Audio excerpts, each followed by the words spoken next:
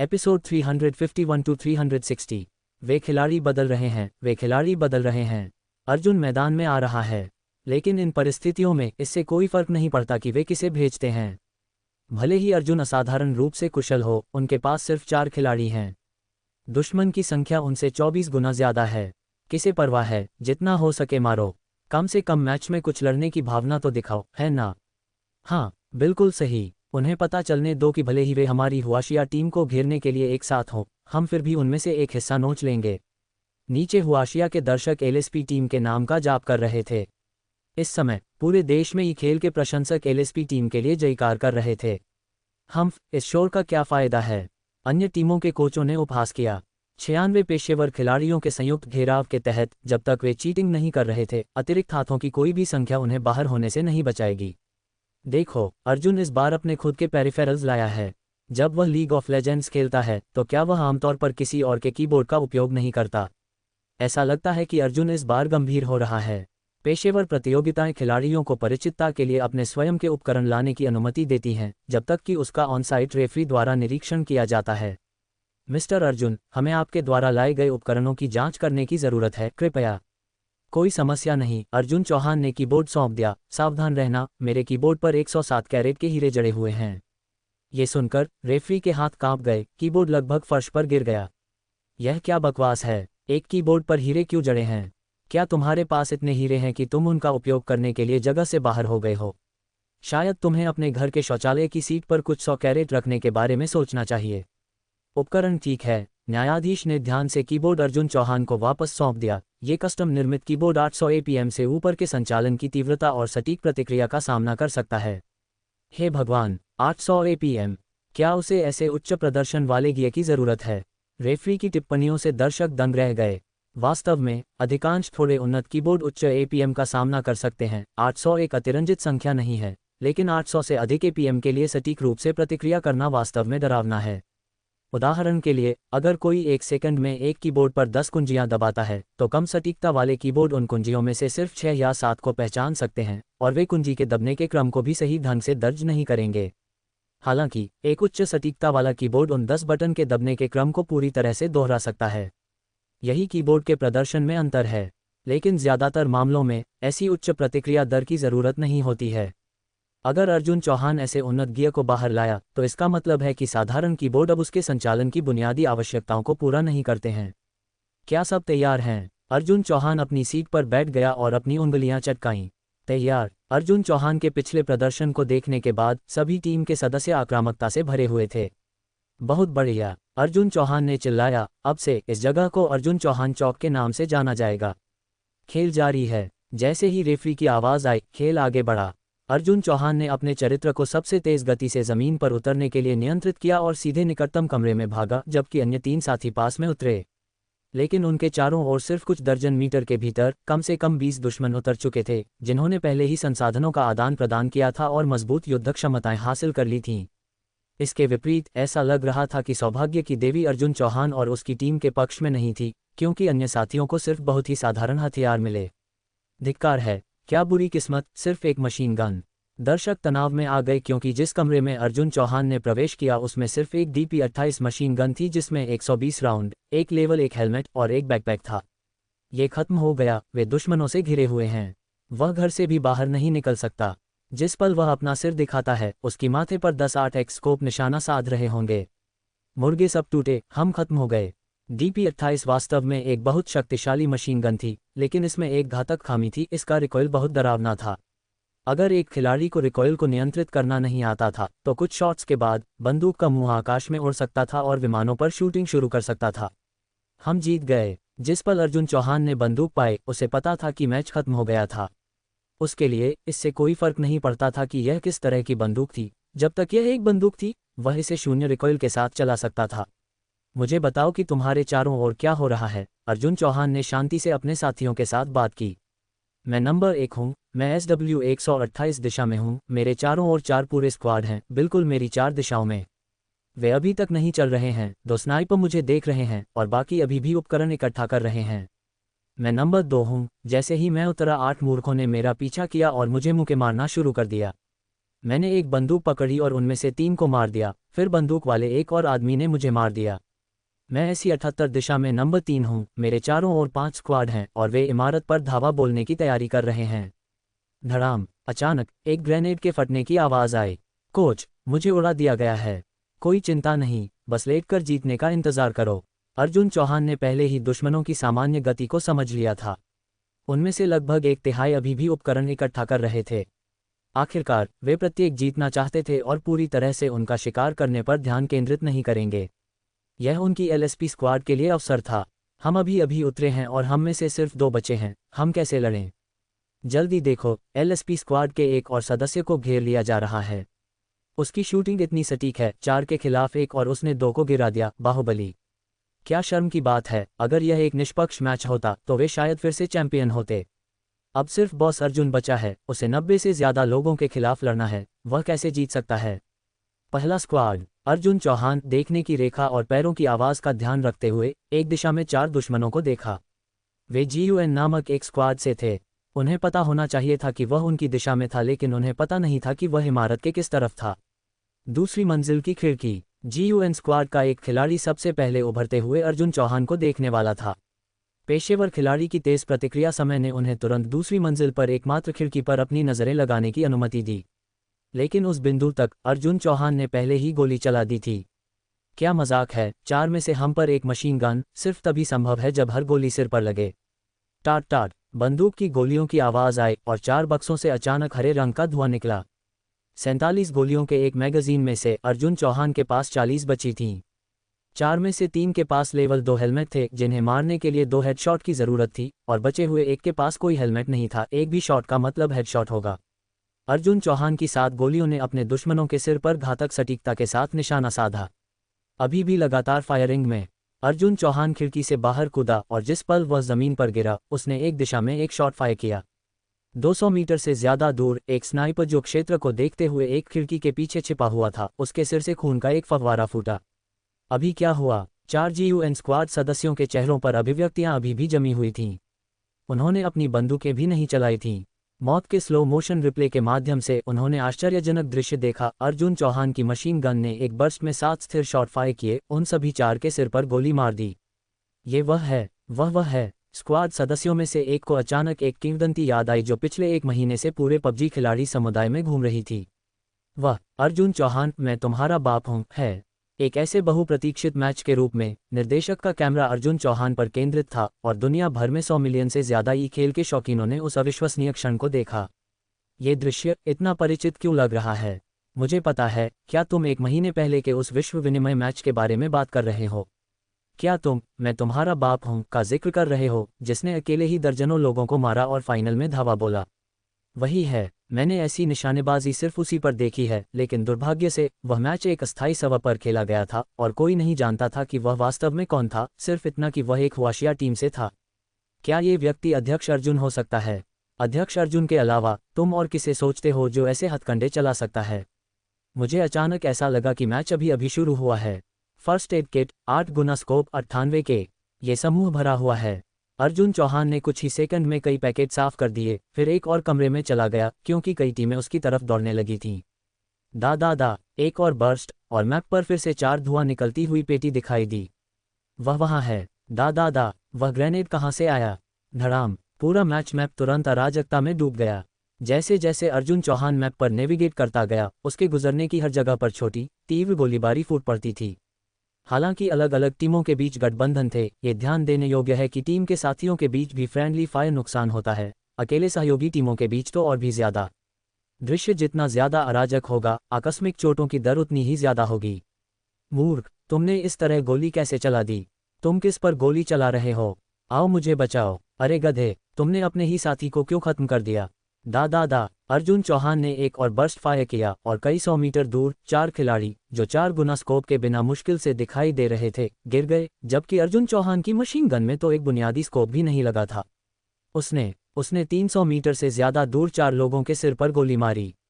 उसने ये कैसे किया? ये चौंकाने वाला है। इतनी दूरी पर चलते हुए लक्ष्य स्नाइपर राइफलों के साथ भी सिर पर गोली मारना बेहद मुश्किल है, और उसने इसे एक बर्स्ट के साथ किया, और वे सभी हेडशॉट थे। निश्चित रूप से कुछ गलत है। विदेशी खिलाड़ियों ने जोरदार विरोध करना शुरू कर दिया। सिर्फ 5 मिनट में अर्जुन चौहान ने अकेले ही 6 पूरी टीमों का सफाया कर दिया था। अगर वे गलत नहीं देख रहे थे तो ऐसा लग रहा था कि अर्जुन चौहान की कोई भी गोली सिर के अलावा कहीं और नहीं लगी थी। अगर यह एमबॉट नहीं था तो वे सचमुच अपने मॉनिटर खा जाएंगे। जैसे कि दर्शकों की चीखें सुनकर निर्देशक ने अर्जुन चौहान के हाथों का एक क्लोजअप दिया। वहाँ वह था, बर्स्ट फायर के दौरान पागलपन से माउस को नियंत्रित कर रहा था, बंदूक को इतनी जोर से नीचे दबा रहा था कि वह लगभग उसके क्रॉच तक पहुंच गई थी। कुछ उत्सुक पर्यवेक्षकों ने रिकॉर्ड किए गए मैच फुटेज और अर्जुन चौहान के बंदूक नियंत्रण चालों की धीमी गति से तुलना की। एक अविश्वसनीय दृश्य सामने आया। अर्जुन चौहान के माउस की हर हलचल ठीक फुटेज में दिखाए गए रिकॉइल ऑफसेट दिशा से मेल खाती थी। इसका मतलब था कि अर्जुन चौहान महान विशेषज्ञता में बंदूकों और कलाई की हरकतों के साथ रिकॉइल को सटीक रूप से नियंत्रित कर रहा था, जो एक ऐसे स्तर पर पहुंच गया था जो सिर्फ कंप्यूटरों द्वारा ही हासिल किया जा सकता था। हालांकि सैद्धांतिक रूप से संभव था, व्यावहारिक कठिनाई लगभग अवर्णनीय थी। सिर्फ 2 शब्द, पागलपन भरा। इस बीच युद्ध के मैदान की शैली धीरे धीरे बदल रही थी। अर्जुन चौहान यहाँ है, सब लोग हमला करो। अर्जुन चौहान इस इमारत के क्षेत्र में है, सब लोग सावधान रहो। अर्जुन चौहान अंदर है, सब लोग पीछे हटो। अर्जुन चौहान यहाँ है, सब लोग भागो। जो लोग फाइनल घेरे तक पहुंचना चाहते हैं, इस शहर से तेजी से बाहर निकल जाओ, ये पहले ही अर्जुन का है। जब 30 से कम खिलाड़ी बचे थे तो शहर में सिर्फ एक व्यक्ति बचा था, अर्जुन चौहान, और शहर की सड़कों पर लूट के बक्से बिखरे हुए थे। अर्जुन चौहान की स्क्रीन पर किल गिनती चौंकाने वाली 57 थी। सब कहाँ हैं? बाहर आओ। अर्जुन चौहान ने पूरे मैप के वॉयस चैट का उपयोग करते हुए और एक 3 पहिया चलाते हुए सड़कों पर ऊपर नीचे दौड़ा, लेकिन शहर पहले ही खाली था और बचे हुए खिलाड़ी इस मुसीबत की जगह से सुरक्षित क्षेत्र की तरफ भाग गए थे। कोई नहीं बचा। कितना उबाऊ। अर्जुन चौहान ने अपने उपकरण अपडेट किए और सुरक्षित क्षेत्र की तरफ भी तेजी से चला गया। क्या ये वास्तव में एक पेशेवर मैच है? क्या ये वास्तव में ई खेल ओलंपिक्स है? ये तो बस एक नरसंहार है। यह एक व्यक्ति को घेरने वाली खिलाड़ियों की एक पाठशाला कैसे है? ये तो एक देवता द्वारा एक पाठशाला को घेरने जैसा है। अर्जुन चौहान ने वास्तव में चीटिंग नहीं की है। अरे नहीं, अंतिम घेरा ऐसा कैसे हो सकता है? हुआशिया के खिलाड़ी निराशा में चिल्लाए जब उन्होंने अंतिम घेरे का स्थान देखा। अंतिम घेरा एक पहाड़ की चोटी पर दिखाई दिया और पहाड़ पर कुछ चट्टानों के अलावा चारों ओर बिल्कुल कोई आवरण नहीं था। जो 20 कुछ खिलाड़ी बच गए थे वे अब सभी पहाड़ की चोटी पर इकट्ठा हो गए थे, एक पंखा आकार बनाते हुए और नीचे घूर रहे थे। जैसे ही अर्जुन चौहान चढ़ने की कोशिश करेगा, उसे गोलियों से छलनी करने के लिए तैयार थे। चूंकि वह पहले शहर में था जहां बहुत सारे आवरण थे, अर्जुन चौहान के पास युद्धाभ्यास के लिए बहुत जगह थी। लेकिन अब अर्जुन चौहान के पास सिर्फ 2 विकल्प थे, या तो जहरीली गैस से मारा जाए या केंद्रित आग के तहत पहाड़ की चोटी पर धावा बोलते समय गोली मारकर मार दिया जाए। भले ही अर्जुन चौहान का शूटिंग कौशल उत्कृष्ट था, 20 से ज्यादा लोगों को संभावित रूप से बाहर निकालने में लगने वाले कुछ सेकंड उसके लिए कई बार मारे जाने के लिए पर्याप्त थे। ये छोटी चालें। उस क्षण अर्जुन चौहान 1 किलोमीटर से ज्यादा दूर एक पहाड़ की चोटी पर था। उस दूरी पर 8x स्कोप के साथ भी कोई सिर्फ कुछ धुंधले पिक्सल को चलते हुए देख सकता था। ये दूरी पहले ही खेल में किसी भी हथियार की प्रभावी सीमा से परे थी। वह क्या करने की योजना बना रहा है? क्या ऐसा हो सकता है कि वह... तभी अर्जुन चौहान कार से कूद गया, वाहन के पीछे एक C4 विस्फोटक बांधा और टाइमर 15 सेकंड के लिए सेट कर दिया। विस्फोट से 2 सेकंड पहले उसने कार में एक और C4 लगा दिया। धड़ाम! जोरदार धमाके ने कार को आकाश में भेजा और कई 100 मीटर उड़ने के बाद दूसरा C4 फट गया, जिससे हवा में गति का एक दूसरा उछाल मिला। उड़ान के प्रक्षेप पथ को देखते हुए कार के उतरने की जगह ऐसा लगा। देखो, आकाश में वह क्या है? पहाड़ की चोटी पर 20 कुछ खिलाड़ियों ने अचानक एक आग का गोला अपनी तरफ उड़ता हुआ देखा। एक कार जैसी लग रही है। क्या ये सीधे हमारी तरफ आ रही है? भागो! धड़ाम! पहाड़ की चोटी पर 20 कुछ लूट के बक्से फैल गए। यह मैंने ऐसे दृश्य सिर्फ YouTube के एक मास्टर पर देखे हैं और अब किसी ने इसे एक पेशेवर प्रतियोगिता में कर दिखाया है। क्या इस विस्फोट की दूरी और कोण की गणना सीधे उसके दिमाग से की गई थी? न्यूटन प्रभावित होंगे। क्या ये चीट नहीं है?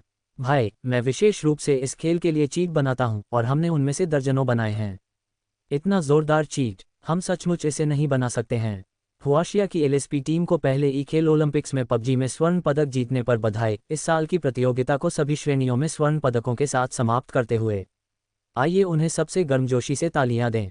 मेजबान ने एड्रेनालिन पर पंप होकर कहा, चैंपियंस। LSP टीम की चैंपियनशिप जीत के बाद पहले ई खेल ओलंपिक्स का भी आखिरकार अंत हो गया, लेकिन भले ही प्रतियोगिता समाप्त हो गई थी, ई खेल का बुखार फैलता रहा।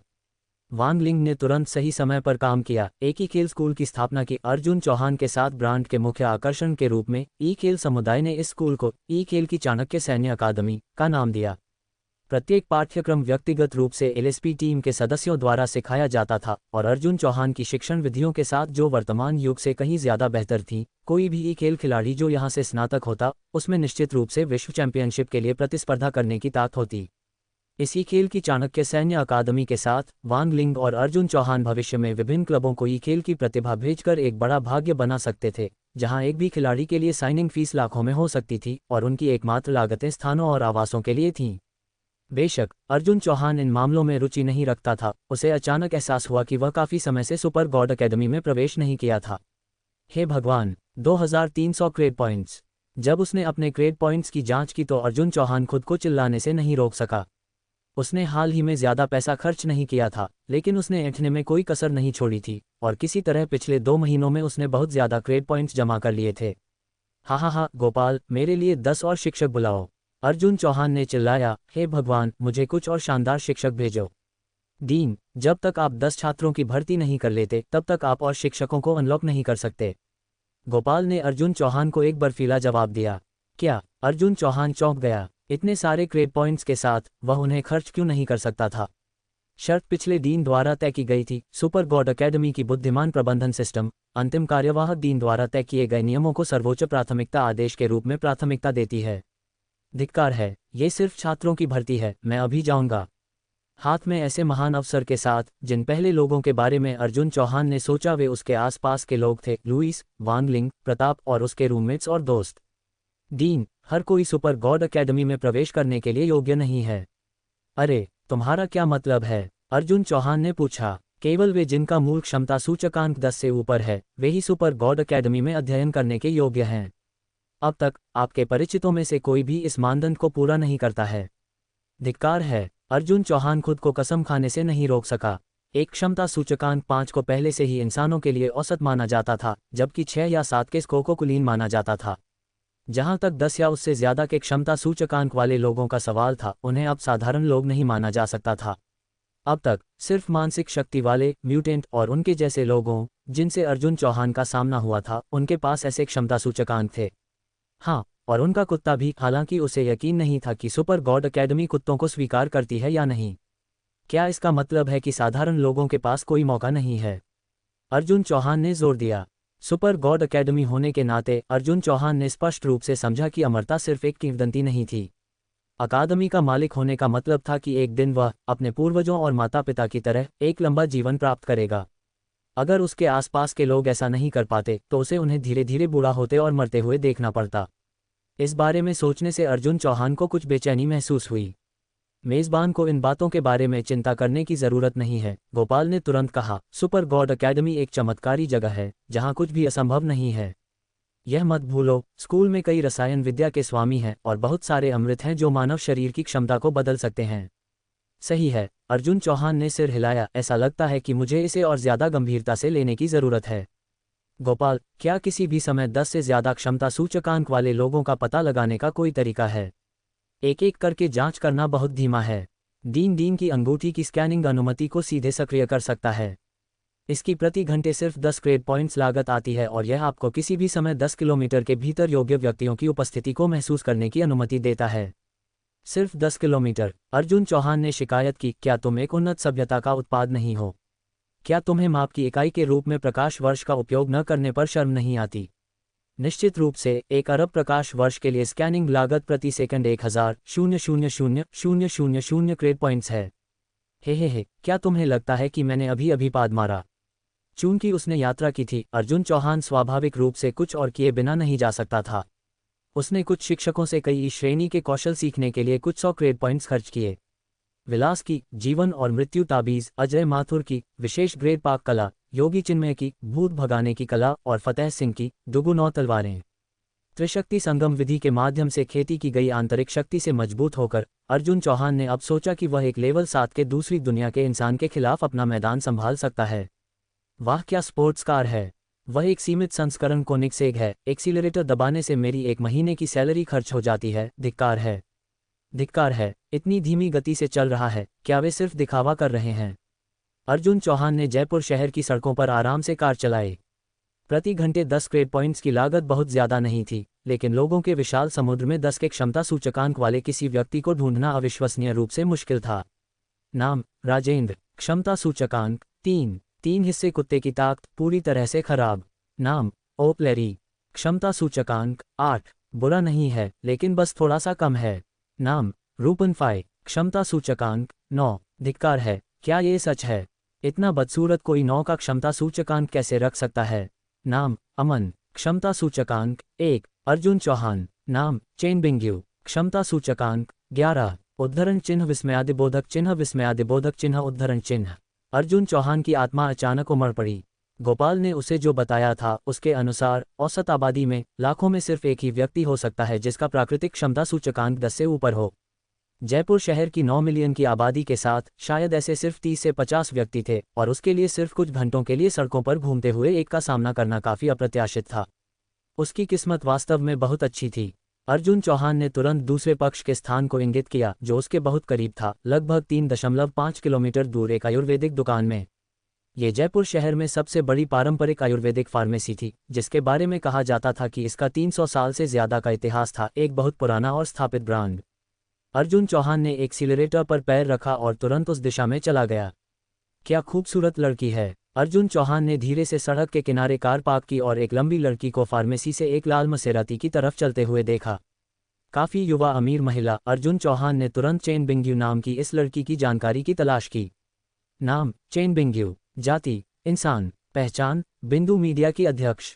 क्षमता सूचकांक 11। उपहार प्राचीन मार्शल आर्ट।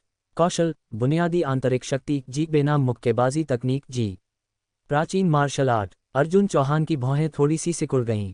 यशपाल के माध्यम से उसे प्राचीन मार्शल कलाकारों के बारे में थोड़ी समझ थी, और यह अप्रत्याशित था कि वह आज एक से मिलेगा। अर्जुन चौहान ने उसका पीछा करने में संकोच नहीं किया।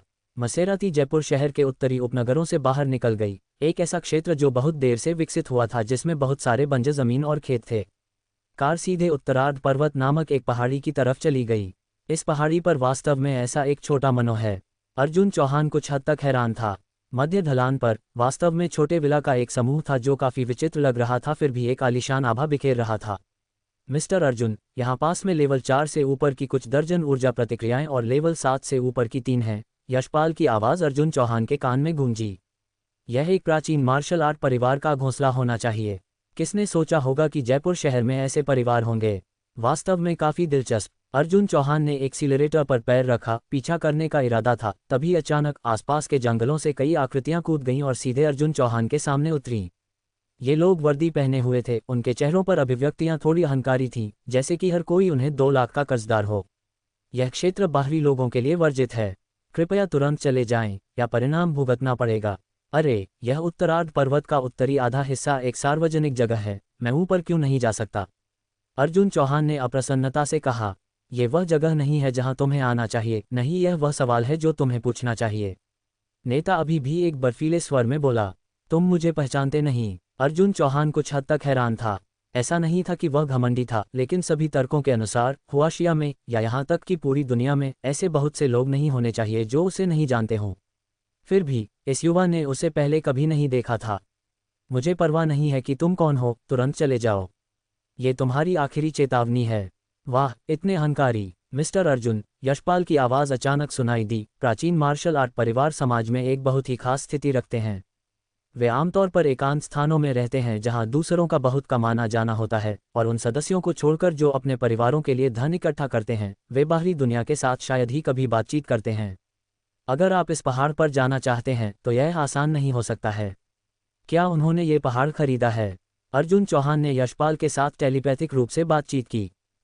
यशपाल हिचकिचाई और फिर कहा, मिस्टर अर्जुन, ये प्राचीन मार्शल आर्ट परिवार, हालांकि लोंगशिया की तरह नहीं हैं, सीधे राज्य द्वारा नियंत्रित नहीं होते हैं। उन्होंने देश को दूसरी दुनिया के इंसानों द्वारा कई आक्रमणों को हल करने में सहायता की है, इसलिए उनके पास कुछ खास अधिकार हैं।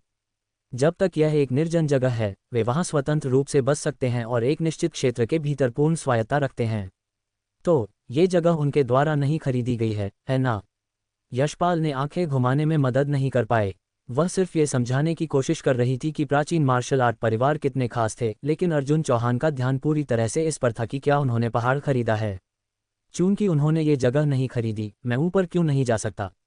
सर, उनकी स्वायत्ता बहुत बड़ी है, वे सीधे लोगों को भी मार सकते थे जब तक कि हाल के दशकों में इन कृत्यों को रोका नहीं गया था। अगर कोई साधारण व्यक्ति प्राचीन मार्शल आर्ट परिवार के क्षेत्र में जबरदस्ती घुसने की कोशिश करता है तो इसका अंत बिल्कुल अच्छा नहीं होगा। अगर मुझे वहां जाना ही है तो क्या? तो हम लड़ते हुए ऊपर जाएंगे, यशपाल ने जवाब दिया। मिस्टर अर्जुन, क्या आप उस लड़की के लिए यहाँ हैं? मजाक नहीं, या मैं यहाँ कार दौड़ाने के लिए आया हूँ? अर्जुन चौहान ने जवाबी हमला किया। मैंने पहले ही आपके लिए इस लड़की का विवरण जांच लिया है, मिस्टर अर्जुन। मिस होंग ही ने पहले ही मुझे जवाब दे दिया है। ओह, इसके बारे में बताओ। अर्जुन चौहान सिर्फ इतना जानता था कि उसका नाम चेतना था और उसका क्षमता सूचकांक 11 अंकों तक पहुंच गया था। बाकी निरर्थक जानकारी थी। ये चेतना चौहान परिवार में इस पीढ़ी की सबसे उत्कृष्ट व्यक्ति है। आप शायद नहीं जानते, प्राचीन मार्शल आर्ट का अभ्यास करना अलौकिक क्षमताओं से अलग है। अलौकिक क्षमताओं वाले लोग अपने मध्य युग में सबसे मजबूत होते हैं। जैसे जैसे उनकी उम्र बढ़ती है, उनके शारीरिक कार्य कम होते जाते हैं और अधिकांश अलौकिक क्षमताएं कमज़ोर हो जाती हैं। लेकिन प्राचीन मार्शल कलाकार जितना ज़्यादा अभ्यास करते हैं उतना ही मजबूत होते जाते हैं। हालांकि उनकी विकास दर बहुत धीमी है। आमतौर पर अगर एक परिवार पूरी तरह से एक सदस्य का समर्थन करता है तो 20 साल की उम्र तक लेवल एक प्राचीन मार्शल कलाकार बनना एक बड़ी उपलब्धि है। हालांकि चेतना 18 साल की उम्र में लेवल 2 मार्शल कलाकार बन गई और इस साल 21 साल की उम्र में उसके पास पहले ही लेवल 3 मार्शल कलाकार बनने की चुनौती देने का मौका है। ओह, तो क्या कुछ खास नहीं? यशपाल कुछ हद तक निःशब्द महसूस करने लगी। प्राचीन मार्शल आर्ट के दायरे में चेतना जैसी कोई व्यक्ति एक खजाना मानी जाती है, लेकिन अर्जुन चौहान के सामने ये थोड़ा। अर्जुन चौहान सिर्फ कुछ महीनों से त्रिशक्ति संगम मानसिक विधि का अभ्यास कर रहा था, जो लड़ाकू आत्मा की गोलियां की निरंतर आपूर्ति द्वारा संचालित था, और उसकी ताकत पहले से ही एक लेवल 7 प्राचीन मार्शल कलाकार से ज्यादा मजबूत थी। आमतौर पर लेवल 7 के मार्शल कलाकार कम से कम अपने 60 के दशक में होते थे। क्या तुम जाने वाले नहीं हो, मिस्टर अर्जुन? वे अशिष्ट हैं। मुझे आपके लिए उन्हें एक सबक सिखाने दीजिए।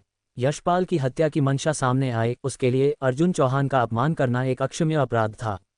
ये संभव है लेकिन अनावश्यक है। अर्जुन चौहान हंसा। अगर मैं उन्हें मारता हूं और वहां धावा बोलता हूं तो क्या मैं थोड़ा जबरदस्त नहीं लगूंगा?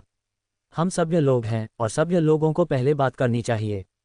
ठीक है, मैं अभी जा रहा हूं और मैं बाद में वापस आऊंगा। अर्जुन चौहान तुरंत कार चलाकर चला गया।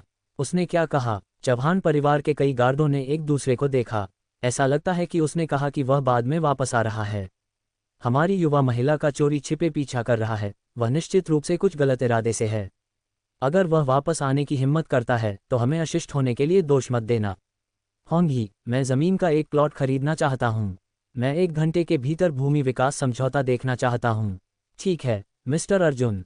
1 घंटे बाद अर्जुन चौहान की कार एक बार फिर पहाड़ के तल पर रुकी और युवा पुरुषों का वह समूह जिसने पहले अर्जुन चौहान को रोका था फिर से दिखाई दिया। सिर्फ इस बार उनकी अभिव्यक्तियां असाधारण रूप से उदास थीं। तुम वापस आने की हिम्मत कैसे हुई? मैं हिम्मत क्यों नहीं करूंगा? अर्जुन चौहान ने कहा, यह एक कानून द्वारा शासित समाज है। मुझे यह मत बताना कि तुम पहाड़ को अपना कहने की योजना बना रहे हो। ऐसा लगता है जैसे तुमने ये जगह खरीद ली है। भले ही हमने ये जगह नहीं खरीदी हो, चूंकि हमारे चौहान परिवार को ये पसंद आया है, यह अब हमारा क्षेत्र है। तुम जैसे साधारण लोग ऊपर जाने के लिए योग्य नहीं हैं। युवक ने अचानक एक तरफ वार किया। एक मजबूत आंतरिक शक्ति बाहर निकली, एक पेड़ के तने पर 1 इंच गहरा हथेली का निशान बना दिया। वह उस पेड़ से 5 मीटर से ज्यादा दूर था। अगर वह वार किसी व्यक्ति पर लगा होता तो इसका परिणाम निस्संदेह टूटी हुई हड्डियां और फटे हुए आंतरिक अंग होता। तालियां, तालियां, तालियां। युवाओं की चकित नजरों के बीच अर्जुन चौहान वास्तव में ताली बजाने लगा। बुरा नहीं, बुरा नहीं, इसे फिर से करो। क्या वह बिल्कुल भी डरता नहीं है? क्या वह एक मूर्ख है? बच्चे, चाहे तुम वास्तव में मूर्ख हो या सिर्फ ढोंग कर रहे हो, ये चौहान परिवार की जगह है। तुम यहाँ से जल्दी चले जाओ, वरना अगला हथेली का वार तुम पर होगा। ओह, माफ करना, मैंने इस पहाड़ को अब पट्टे पर ले लिया है, अर्जुन चौहान ने कहा। दूसरे शब्दों में, ये जगह अब मेरी है। मैं यहाँ का मालिक हूँ, तुम सब जा सकते हो। तुमने क्या कहा? पुरुष हैरान थे। क्या विश्वास नहीं होता? अर्जुन चौहान आगे बढ़ा, उनके हाथों में दस्तावेजों का एक ढेर फेंक दिया। मैंने इस जमीन के टुकड़े के लिए विकास के अधिकार खरीदने के लिए पहले ही 12 मिलियन खर्च कर दिए हैं। अब मैं ऊपर जाकर देखना चाहता हूँ, कोई आपत्ति है? युवक ने दस्तावेजों को पलटा, जो स्पष्ट रूप से जयपुर शहर भूमि ब्यूरो के विकास अनुबंध थे, जो उत्तरार्ध पर्वत के उत्तरी आधे हिस्से के लिए 12 मिलियन में 3 साल के लिए विकास अधिकार बेच रहे थे, सीधे उनके सामने के युवा को। तुम जल्दी चले जाओ, वरना मैं पुलिस को बुला लूंगा। तुम निजी संपत्ति पर अतिक्रमण कर रहे हो। अर्जुन चौहान ऐंठते हुए पहाड़ की तरफ चला गया। हम क्या करें, हम क्या करें? हम एक प्राचीन मार्शल आर्ट परिवार हैं, हमारे पास विशेषाधिकार हैं। भले ही उसने जगह खरीद ली हो, जब तक हमारा चौहान परिवार सहमत नहीं होता तब तक भूमि ब्यूरो के दस्तावेज भी हमें बांध नहीं सकते। तो उसकी टांगें तोड़ दो और उसे बाहर फेंक दो। वहीं रुको, नेता युवा ने अर्जुन चौहान से चिल्लाया। और क्या है? अर्जुन चौहान मुड़ गया। तुम अभी भी ऊपर नहीं जा सकते। अगर तुम नहीं जाते हो तो हमें सख्त होने के लिए दोष मत देना। ओह, सख्त होने के लिए तैयार हो? अर्जुन चौहान ने उपहास किया। मैं एक समझदार व्यक्ति हूँ, यही कारण है कि मैं सिर्फ ऊपर नहीं भागा। अब जब मैंने इस पहाड़ को पट्टे पर लिया है और तुम अभी भी मुझे ऊपर नहीं जाने दोगे, मैं तुमसे तर्क करता हूँ और तुम मेरे साथ बदमाशों की तरह व्यवहार करते हो। उसके साथ शब्द खर्च करना बंद करो। मुझे लगता है कि वह सिर्फ किसी कुल का एक मोहरा है जिसे जानबूझकर परेशानी पैदा करने के लिए यहाँ भेजा गया है। जाओ। धड़ाम। अर्जुन चौहान ने अपनी पूरी आंतरिक शक्ति को लगाया और पांव मारा। शक्तिशाली बल ने तुरंत सड़क की सतह को तोड़ दिया और मकड़ी के जाल की तरह महीन दरारों का एक जाल फैल गया। अर्जुन चौहान ने अपना दाहिना हाथ बढ़ाया, अपनी तर्जनी और अपनी मध्यमा उंगली को टेढ़ा किया। मुझ पर हमला करो। क्या शक्तिशाली आंतरिक शक्ति है! जैसे ही उन्होंने फटी हुई जमीन को देखा, चौहान परिवार के 3 युवा मार्शल कलाकार कुछ हद तक चकित थे। यह जमीन सीमेंट से नहीं बनी थी, बल्कि नीले पत्थर से बनी एक सड़क थी। साधारण मार्शल कलाकार एक ही स्टॉम्प से इसे तोड़ नहीं सकते थे, अकेले साधारण लोगों की तो बात ही क्या। इस एक हरकत से वे पुष्टि कर सकते थे कि उनके सामने का युवक कोई साधारण व्यक्ति नहीं था। अंदर चलो। वे वास्तव में साधारण लोगों पर हमला करने की हिम्मत नहीं करेंगे। हालांकि राज्य ने उन्हें बहुत स्वतंत्रता और शक्ति दी। एक नियम था, आमतौर पर प्राचीन मार्शल कलाकारों को साधारण लोगों को नुकसान पहुंचाने से बिल्कुल मना किया गया था। हालांकि अगर प्रतिद्वंद्वी भी एक प्राचीन मार्शल कलाकार था तो उन चिंताओं में से कई को खारिज कर दिया गया। जैसा कि कहा जाता है, जंग के मामले जंग में ही सुलझाए जाते हैं। खुद मार्शल कलाकार होने के नाते एक बार जब कोई विवाद उठता है तो वे इसे मुट्ठी से सुलझाते थे। भले ही हताहत हो जाएं, ये 2 पार्टियों के बीच का मामला रहेगा। अगर इसे सांसारिक अधिकारियों के सामने लाया जाता तो यह एक पूरी तरह से अपमानजनक मामला होता। ये युवा व्यक्ति सिर्फ चौहान परिवार के साधारण वंशज थे, लेकिन मार्शल कलाकारों के रूप में उनमें से प्रत्येक की युद्ध क्षमता एक युद्ध कठोर विशेष बल के सैनिक से कहीं ज्यादा थी। हालांकि उनकी शारीरिक ताकत और शक्ति एक विशेष बल के सैनिक से मेल नहीं खा सकती थी। प्राचीन मार्शल कलाकारों का फायदा उनके शरीर से आंतरिक शक्ति पैदा करने की क्षमता में था, जिसने उन्हें हर हरकत के साथ जबरदस्त बल लगाने की अनुमति दी और यहाँ तक कि इस आंतरिक शक्ति को बाहर की तरफ भी प्रक्षेपित किया, एक प्रकृति की शक्ति की तरह हमला करते हुए। यहाँ तक कि एक लेवल 1 मार्शल कलाकार भी, जब तक वह आंतरिक शक्ति की खेती करता था, 1000 कटी के बल से वार कर सकता था। ये सोचकर कि टायसन जैसे एक पेशेवर मुक्केबाज भी सिर्फ 400 पाउंड के बल से वार करता है, जो एक लेवल 1 मार्शल कलाकार के आधे से भी कम है। 3 मार्शल कलाकार तुरंत अर्जुन चौहान की ओर से 3 अलग अलग दिशाओं से दौड़े। उनकी गति उनकी आंतरिक शक्ति से अविश्वसनीय रूप से तेज हो गई थी। ले आओ, अब और बकवास नहीं। अर्जुन चौहान आधा कदम पीछे हट गया और अपनी आंतरिक शक्ति जमा की। 3 भाग युआन क्यूई में वापसी। त्रिशक्ति संगम। धड़ाम। उसके शरीर से आंतरिक शक्ति का एक जबरदस्त बल फैला, इस हद तक कि आंतरिक शक्ति की तीव्रता नग्न आंखों से दिखाई देने लगी। यह आंतरिक शक्ति, वह एक ग्रैंड मास्टर है। इस अत्यधिक मजबूत आंतरिक शक्ति को महसूस करते हुए तीनों मार्शल कलाकारों को लगभग ऐसा महसूस हुआ जैसे उनकी सांस घुट रही थी। आंतरिक शक्ति को साकार करना एक लेवल 7 मार्शल कलाकार और उससे ऊपर का संकेत था, और लगभग ऐसे सभी मार्शल कलाकारों को प्राचीन मार्शल आर्ट की दुनिया के स्तंभ माना जाता था, जिन्हें ग्रैंड मास्टर के रूप में जाना जाता था। एक ग्रैंड मास्टर लेवल के प्राचीन मार्शल कलाकार के पास एक परिवार कुल या एक मार्शल पंथ स्थापित करने की क्षमता थी, और वह निश्चित रूप से कोई नहीं था जिससे छेड़छाड़ की जाए। लेकिन ग्रैंड मास्टर क्षेत्र तक पहुंचने के लिए प्रतिभा, प्रयास और अवसर अनिवार्य थे। आमतौर पर एक प्राचीन मार्शल कलाकार को ग्रैंड मास्टर क्षेत्र तक पहुंचने में कम से कम 60 से 70 साल लगते थे। अपने शुरुआती 20 के दशक में एक ग्रैंड मास्टर बस उनकी समझ से परे था। एक ग्रैंड मास्टर के एक भी हथेली के वार के लिए 100 लेवल 2 मार्शल कलाकार भी कोई मुकाबला नहीं थे। अर्जुन चौहान ने तब मौके पर 3 प्रतिबिंब बनाए और अचानक तीनों व्यक्तियों पर हमला किया। उसकी जबरदस्त आभा इतनी दमनकारी थी कि वे हिल भी नहीं सके। पायायून हथेली, आकाशीय पाला मुट्ठी, पवन देवता टांग, विशाल आंतरिक शक्ति फट पड़ी, सीधे तीनों युवाओं को उड़ाते हुए भेज दिया। उग्र आंतरिक शक्ति उनके शरीर के अंदर कहर बरपा रही थी। उनकी छोटी आंतरिक शक्ति एक पल में बिखर गई और फिर उनकी मांसपेशियों और हड्डियों को नष्ट करना शुरू कर दिया। इस चाल में अर्जुन चौहान ने अपनी ताकत का एक अंश भी इस्तेमाल नहीं किया था। अपनी वर्तमान क्षेत्र के साथ बस थोड़ा और बल और ये तीनों शायद मार डाले जाते। स्नैप। तीनों युवा मार्शल कलाकार प्रत्येक एक ढेर में गिर गए, उनके मुंह के कोनों से खून बह रहा था, उनकी आंखें डर से भर गई थीं। उन्होंने वास्तव में एक ग्रैंड मास्टर शक्ति को उकसाया था। ऐसी हस्ती, यहाँ तक कि उनके चौहान परिवार के कुल नेता को भी अत्यंत विनम्र होने की जरूरत होगी। अगर यह कोई थोड़ा खराब स्वभाव वाला होता तो वे अब तक मर चुके होते। लेकिन अपने शुरुआती 20 के दशक में एक ग्रैंड मास्टर शक्ति, किस शक्ति ने उसे पाला था? अब तक पूरे प्राचीन मार्शल कलाकार की दुनिया में सबसे कम उम्र का ग्रैंड मास्टर एक था जिसने 37 साल की उम्र में ग्रैंड मास्टर क्षेत्र में प्रवेश किया था। वह पहले ही ग्रैंड मास्टर क्षेत्र से आगे निकलकर उच्च पौराणिक क्षेत्र तक पहुंच गया था, जो पूरे हुआशिया प्राचीन मार्शल आर्ट की दुनिया में सबसे मजबूत बन गया था। ताकत के मामले में यहाँ तक कि लॉन्शिया का नेता भी उससे ज्यादा मजबूत नहीं हो सकता था। जब भी वे उससे मिलते थे वे सम्मानपूर्वक उसे युद्ध देवता कहते थे। एक दशक या उससे पहले लॉन्शिया के नेता और युद्ध देवता की एक बड़ी लड़ाई हुई थी। कहा जाता था कि लड़ाई अनिर्णीत थी और उनकी लड़ाई के कारण हिमालय क्षेत्र में एक गंभीर भूगर्भीय बदलाव हुआ था। लॉन्शिया के नेता को अमेरिका, रूसी साम्राज्य और दूसरी दुनिया के कैबिन के मानव नेताओं के साथ 4 सबसे शक्तिशाली हस्तियों में से एक का नाम दिया गया था, जो इस युद्ध देवता की विशाल ताकत को दर्शाता है। हालांकि पिछले कुछ दशकों में युद्ध देवता जैसा कोई भी नहीं उभरा है, न ही 40 से कम उम्र का कोई भी ऐसा व्यक्ति रहा है जो ग्रैंड मास्टर क्षेत्र में आगे बढ़ सके। अगर यह युवा व्यक्ति युद्ध देवता की उम्र तक पहुंचता है तो उसकी ताकत नहीं, इतना युवा ग्रैंड मास्टर होना बिल्कुल असंभव है। तीनों ने तुरंत इस विचार को अपने दिमाग से खारिज कर दिया। ये ज्ञात है कि हुआशिया की प्राचीन मार्शल आर्ट काफ़ी जादुई हैं, जिनमें से कई का जीवन को लंबा करने का प्रभाव है, और हुआशिया ने रसायन विद्या भी उत्तराधिकार में दी है। ये दोनों प्राचीन मार्शल आर्ट और रसायन विद्या किसी को एक युवा की तरह युवा दिखा सकते हैं। उनका मानना था कि अर्जुन चौहान को कोई पुराना अजूबा होना चाहिए जिसने कुछ अमृत का सेवन किया था या कुछ जादुई मार्शल आर्ट का अभ्यास किया था।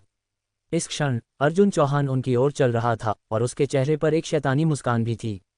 पूर्वज, हम तीनों ताइशान के प्रति अंधे थे और यह नहीं पहचाना कि पूर्वज एक ग्रैंड मास्टर मार्शल कलाकार हैं। कृपया हमें माफ कर दें। तीनों युवाओं ने तुरंत जमीन पर घुटने टेकने के लिए संघर्ष किया। साधारण लोगों का सामना करते समय प्राचीन मार्शल कलाकार आमतौर पर एक श्रेष्ठ रवैया अपनाते हैं, लेकिन एक ग्रैंड मास्टर के सामने वे सिर्फ झुक सकते हैं और सराहना कर सकते हैं। क्या तुम तीनों अभी बहुत अहंकारी नहीं थे? क्या तुमने यह नहीं कहा कि तुम मेरी टांगें तोड़ने जा रहे थे? अर्जुन चौहान उनके सामने झुका और कहा। तीनों अचानक शब्दों के लिए असमर्थ थे। कौन जानता था कि आप, सर, एक ग्रैंड मास्टर थे? अगर उनके बड़ों को पता होता कि वे एक ग्रैंड मास्टर की टांगें तोड़ने जा रहे थे तो उनकी खुद की टांगें उनके बड़ों द्वारा तोड़ दी जाएंगी। प्राचीन मार्शल आर्ट की दुनिया में चौहान परिवार पहले से ही एक बड़ा कुल था, लेकिन उनके परिवार के भीतर सिर्फ 3 ग्रैंड मास्टर थे। जहां तक पौराणिक क्षेत्र की ताकतवर हस्तियों का सवाल था, वे वास्तव में दंतकथाओं की बातें थे। उनके जैसे लोग एक पौराणिक क्षेत्र मार्शल कलाकार के साथ बातचीत करने के लिए भी योग्य नहीं थे। ज्यादातर समय पौराणिक क्षेत्र मार्शल कलाकार एकांत में होते थे और भी उच्च सीमाओं को तोड़ने का प्रयास करते थे। सिर्फ तभी उभरते थे जब प्राचीन मार्शल आर्ट की दुनिया या यहाँ तक कि राष्ट्र खतरे में होता था। ये लगभग कहा जा सकता है कि अगर पौराणिक क्षेत्र की ताकतवर हस्तियां नहीं दिखती हैं तो ग्रैंड मास्टर मार्शल कलाकार हमेशा देवताओं के रूप में पूजे जाएंगे। पूर्वज, हम अभी लापरवाह थे। हम आपसे माफी मांगने के लिए तैयार हैं। तीनों ने लगातार अर्जुन चौहान की ओर सिर झुकाकर प्रणाम किया। ठीक है, मैं तुम्हें माफ करता हूँ। धन्यवाद पूर्वज, धन्यवाद। तीनों तुरंत बहुत खुश हुए और जल्दी से अर्जुन चौहान को कई बार और प्रणाम किया। मुझे पूर्वज मत बुलाओ, मैं सिर्फ अपने 20 के दशक में हूँ और यह किसी पुरानी चीज जैसा लगता है, अर्जुन चौहान ने अप्रसन्नता में कहा।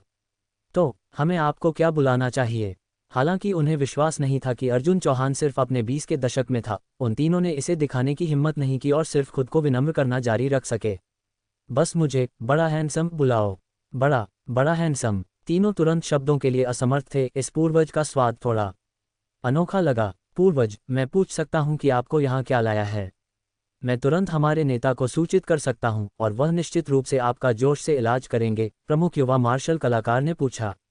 मैं सिर्फ आसपास देखने की योजना बना रहा था, अर्जुन चौहान ने कहा, लेकिन अब जब मैंने इस जमीन को पट्टे पर लिया है और तुम मेरे पहाड़ पर रह रहे हो, मुझे लगता है कि अब मेरे लिए कुछ सुरक्षा शुल्क इकट्ठा करने का समय आ गया है। सुरक्षा शुल्क? तीनों युवक फिर से चकित थे। उनका परिवार इस इलाके में 1 दशक से अधिक समय से राज कर रहा था और यह पहली बार था जब किसी ने उनसे सुरक्षा शुल्क के बारे में संपर्क करने की हिम्मत की थी। बकवास, तुम मेरे इलाके में हो तो यकीनन तुम्हें सुरक्षा शुल्क देना होगा। अर्जुन चौहान ने विकास समझौते पर हाथ रखकर ताली बजाई। मेरे पास यही एक समझौता है जो जयपुर शहर के भूमि ब्यूरो द्वारा अधिकृत है, काला और सफ़ेद। इससे मुकरने के बारे में सोचना भी मत। तीनों मार्शल कलाकार आंसू बहाने की कगार पर थे। उन्हें ऐसा क्यों लगा कि यह पूर्वज थोड़ा बदमाश था। विशिष्ट ग्रैंडमास्टर में वह अलौकिक ऋषि जैसी आभा होती थी, न कि पैसे के बारे में ये लगातार बकवास। लेकिन उन्होंने खुले तौर पर इनकार करने की हिम्मत नहीं की। पूर्वज, आप इन सुरक्षा शुल्कों को कैसे इकट्ठा करने की योजना बना रहे हैं? हम जाकर अपने परिवार प्रमुख को सूचित कर सकते हैं। अगर कीमत उचित है तो हम निश्चित रूप से इसे दोनों हाथों से देंगे, युवा मार्शल कलाकार ने सावधानी से कहा। अर्जुन चौहान ने अपना सिर हिलाया। ये जगह फेंग शुई का खजाना है। दक्षिण पूर्वी कोना कामदेव के तारे से घिरा हुआ है और उत्तर पश्चिमी कोना सभी नदियां सागर में मिलती हैं की स्थिति को दर्शाता है। यहाँ रहने वाला कोई भी व्यक्ति प्यार, करियर और पैसा पाने के लिए बाध्य है। तो सुरक्षा शुल्क निश्चित रूप से सस्ता नहीं होगा। बस कहिए, पूर्वज, हमारे चौहान परिवार के पास अभी भी कुछ संपत्ति है। एक तुच्छ राशि का किराया कुछ भी नहीं है। वे अब सिर्फ इस देवता को बाहर निकालना चाहते थे और खर्च किए गए पैसे को एक आपदा टल गई मानना चाहते थे। ग्रैंडमास्टर रैंक के मार्शल कलाकारों के लिए उनके अपने परिवार में भी 3 ग्रैंडमास्टर को उनके आसपास सतर्क रहना पड़ता था, और कौन जानता था कि इस ग्रैंडमास्टर के पीछे किस तरह की शक्तियां थीं। उसे नाराज करना निश्चित रूप से एक समझदारी भरा विकल्प नहीं था। मैं ज्यादा नहीं, सिर्फ 500 अरब एक साल में मांगूंगा, अर्जुन चौहान ने चिल्लाया। 500 अरब! तीनों युवा मार्शल कलाकारों की आंखें लगभग बाहर निकल आईं। उनका पूरा चौहान परिवार एक साल में 500 अरब हुआशिया मुद्रा भी नहीं कमाता था। हुआशिया में वे तथाकथित अमीर व्यक्ति सिर्फ सतही तौर पर अमीर दिखते थे। वे व्यक्तिगत रूप से बहुत कुछ के मालिक हो सकते थे, लेकिन कुछ परिवारों की तुलना में एक दुनिया का अंतर था। खासकर ये प्राचीन मार्शल आर्ट परिवार, उनकी पृष्ठभूमि अविश्वसनीय रूप से मजबूत थी। आपको ये समझना होगा, ये प्राचीन मार्शल आर्ट परिवार सदियों से विकसित हुए हैं, जिनमें से प्रत्येक का इतिहास कम से कम कुछ 100 साल पुराना है। हालांकि उनकी पारिवारिक संपत्ति अर्जुन चौहान के जैसे 5000 साल तक चलने वाले वंश से तुलना नहीं कर सकती थी, वे फिर भी किसी भी उद्योगपति से कहीं ज्यादा थे। चाहे राजनीति, व्यवसाय या अन्य क्षेत्रों में, इन प्राचीन मार्शल आर्ट परिवार के सदस्यों की छाया हर जगह है। उनकी धन एकत्र करने की क्षमता भयानक रूप से मजबूत है। लेकिन इन प्राचीन मार्शल आर्ट परिवारों के खर्च भी भयानक थे। परिवार के युवाओं द्वारा आवश्यक दैनिक खेती के संसाधन व्यावहारिक रूप से पैसे जलाने जैसे थे, और परिवार की वार्षिक आय का ज्यादातर हिस्सा शायद ही बचाया जा सकता था। पूर्वज, आप बहुत मजाक करते हैं। हमारा चौहान परिवार एक साल में 500 अरब हुआशिया मुद्रा भी नहीं कमाता। मैंने कब कहा कि यह हुआशिया मुद्रा थी?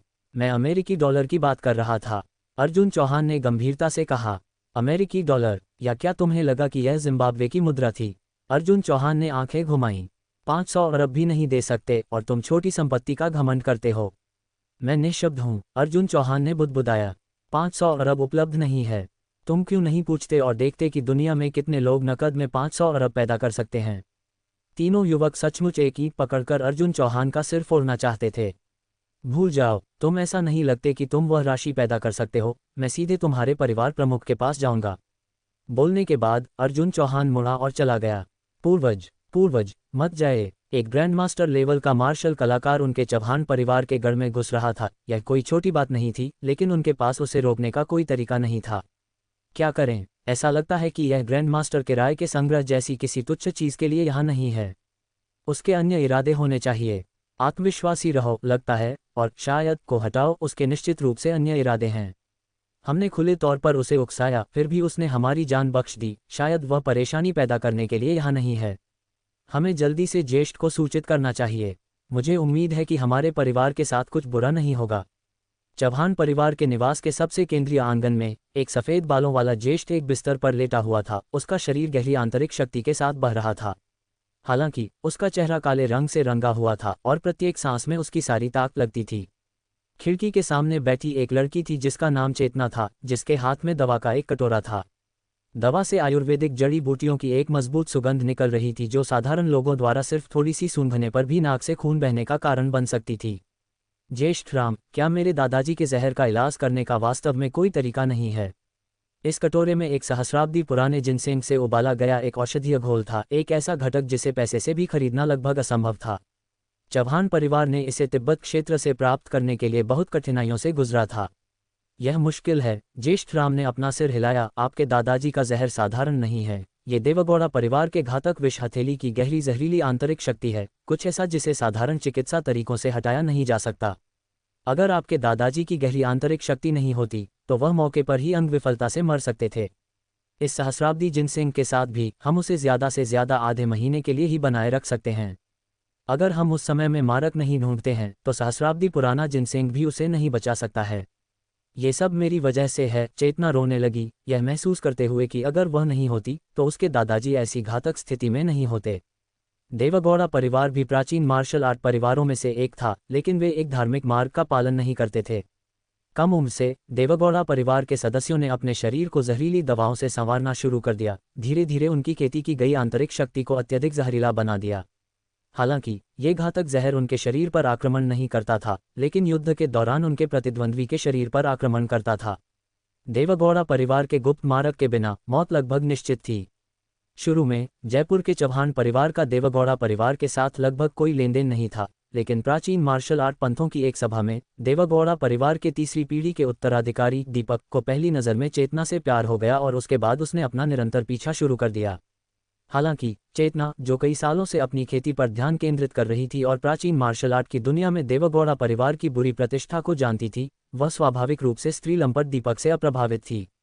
अप्रत्याशित रूप से सिर्फ एक महीने पहले दीपक अपने ज्येष्ठ को लेकर चौहान परिवार के पास आया था, व्यक्तिगत रूप से शादी का प्रस्ताव देने के लिए, सीधे तौर पर यह मांग करते हुए कि चौहान परिवार चेतना की शादी उससे कर दे।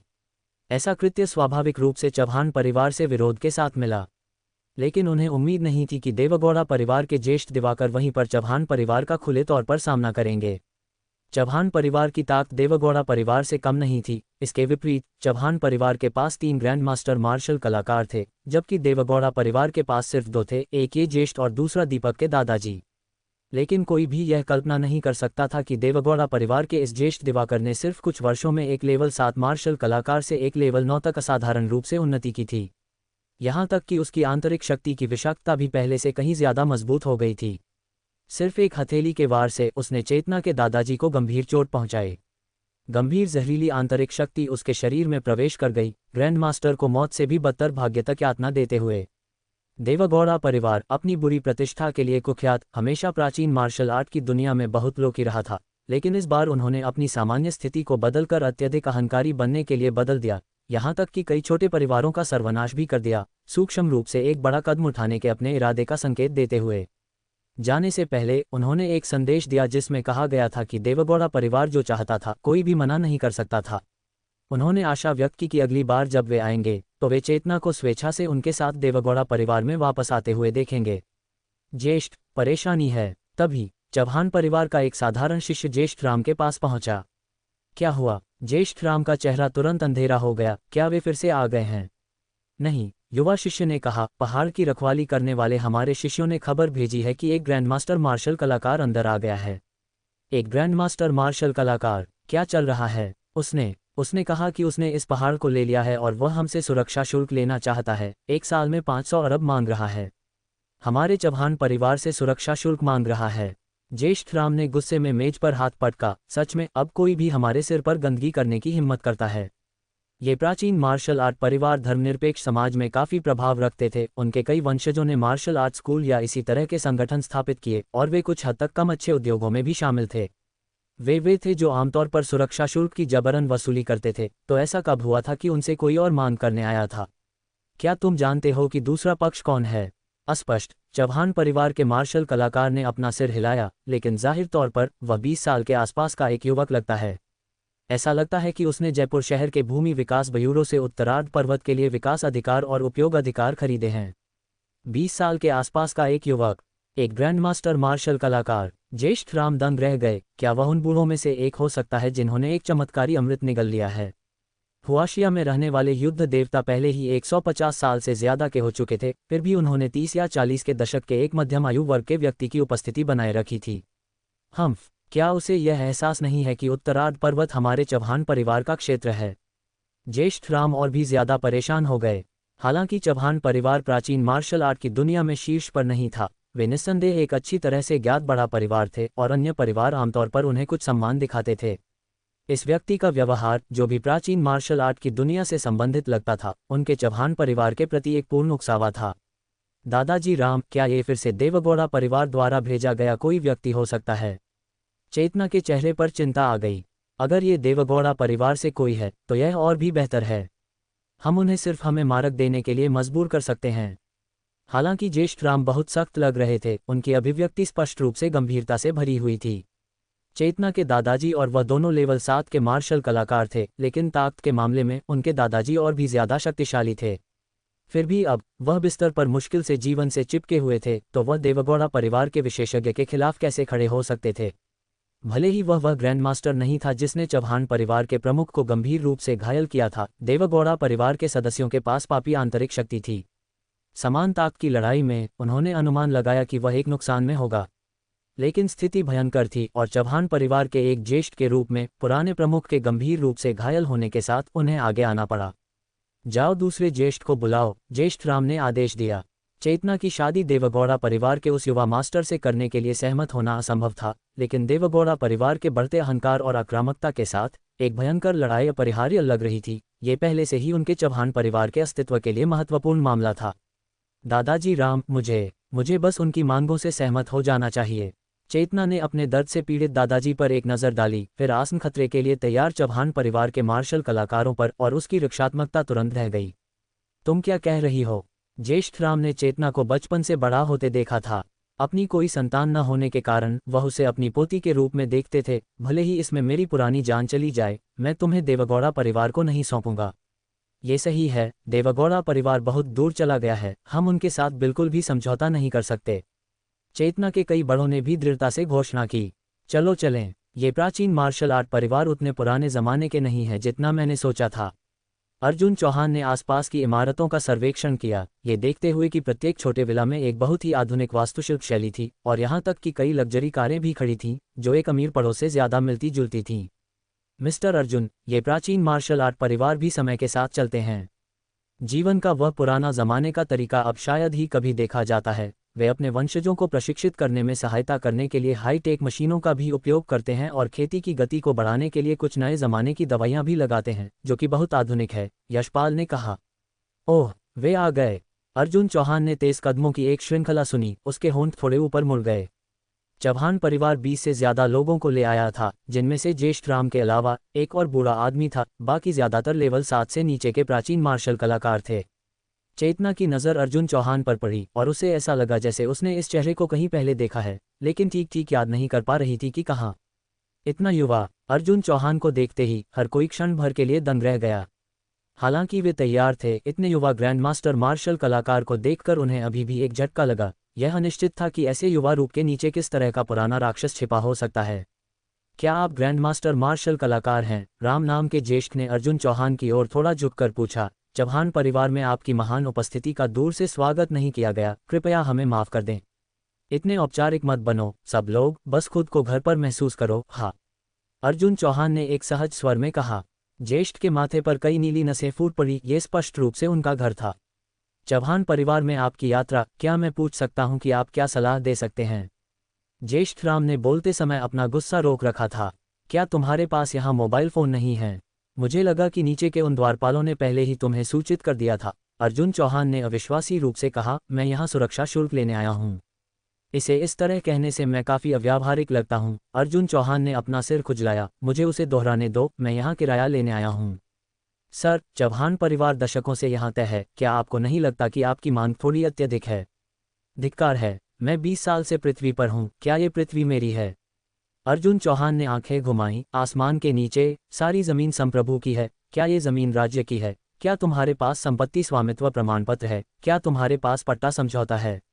यह राम नाम का ज्येष्ठ शब्दों के लिए असमर्थ था। वे प्राचीन मार्शल आर्ट परिवार और स्कूल लगभग हमेशा जमीन ताकत से ले लेते थे, और किसी ने भी उनसे पहले कभी संपत्ति स्वामित्व प्रमाण पत्र नहीं मांगा था। तुम्हारे पास एक नहीं है, लेकिन मेरे पास है। अर्जुन चौहान ने तब एक भूमि विकास और उपयोग समझौता निकाला। ये देखो, भूमि ब्यूरो द्वारा अनुमोदित, ये पहाड़ अगले 3 सालों के लिए मेरा है। अगर तुम यहाँ रहना चाहते हो तो क्या तुम्हें मुझे कुछ किराया नहीं देना चाहिए? मैं ज्यादा नहीं मांग रहा हूँ, सिर्फ 500 अरब एक साल में। तुम पानी, बिजली और गैस का ख्याल खुद रखोगे, कैसा रहेगा? अर्जुन चौहान ने एक मुस्कान के साथ कहा। ऐसा लगता है कि आप यहाँ न तो सुरक्षा शुल्क या किराया लेने आए हैं, बल्कि परेशानी पैदा करने आए हैं। ज्येष्ठ राम का स्वर अचानक ठंडा हो गया। तुम लोग समझदार क्यों नहीं हो सकते? अर्जुन चौहान ने चिल्लाया। मुझ पर स्पष्ट रूप से किराया बकाया है, फिर भी तुम कहते हो कि मैं परेशानी पैदा कर रहा हूँ। नीचे के उन लोगों ने तो मुझे मारने की भी कोशिश की और मैंने अभी तक भावनात्मक क्षति के लिए भी नहीं कहा है। चूंकि आपके पास एक भूमि उपयोग समझौता है, तो अगर हम इस जगह पर रहते हैं तो हमारे चौहान परिवार के लिए कुछ किराया देना सही है, लेकिन क्या 500 अरब थोड़ा अत्यधिक नहीं है? वास्तव में मुझसे बात करना इतना मुश्किल नहीं है, अर्जुन चौहान ने मुस्कुराते हुए कहा। अगर आप भुगतान नहीं कर सकते तो लोगों के साथ व्यापार करना भी एक विकल्प है। अर्जुन चौहान ने चेतना की ओर इशारा किया, जो दो ज्येष्ठों के पीछे खड़ी थी। अगर वह मेरे साथ आती है तो मैं किराया कम करने पर विचार कर सकता हूँ। चेतना के चेहरे पर घबराहट और आश्चर्य की एक लहर दौड़ गई और वह 2 कदम पीछे हटने में मदद नहीं कर सकी। क्या तुम देवगौड़ा परिवार से हो? जैसे ही अर्जुन चौहान ने चेतना को मांगना शुरू किया, उन्होंने तुरंत मान लिया कि वह देवगौड़ा परिवार का एक ग्रैंड मास्टर होना चाहिए। लेकिन देवगौड़ा परिवार के ग्रैंड मास्टर सिर्फ 2 थे और वे उनसे पहले मिल चुके थे। क्या देवगौड़ा परिवार में एक और छिपा हुआ ग्रैंड मास्टर था? एक ग्रैंड मास्टर के रूप में आपको इतना गुप्त रूप से काम क्यों करना चाहिए? चौहान परिवार के 2 ज्येष्ठ ने एक कदम आगे बढ़ाया। अगर आपका देवगौड़ा परिवार चेतना को दूर ले जाना चाहता है तो आपको पहले हमारी लाशों पर से गुजरना होगा। देवगौड़ा परिवार। अर्जुन चौहान रुक गया। देवगौड़ा परिवार? क्या बकवास है, आप देवगौड़ा परिवार से नहीं हैं।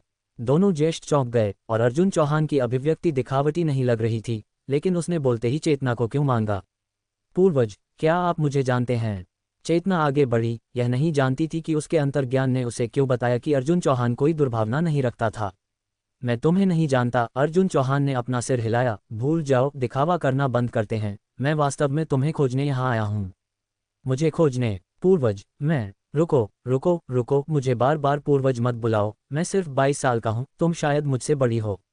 22 साल का? मौके पर मौजूद सभी लोग अचानक दंग रह गए। इस ग्रैंड मास्टर ने सिर्फ 22 साल का होने का दावा किया।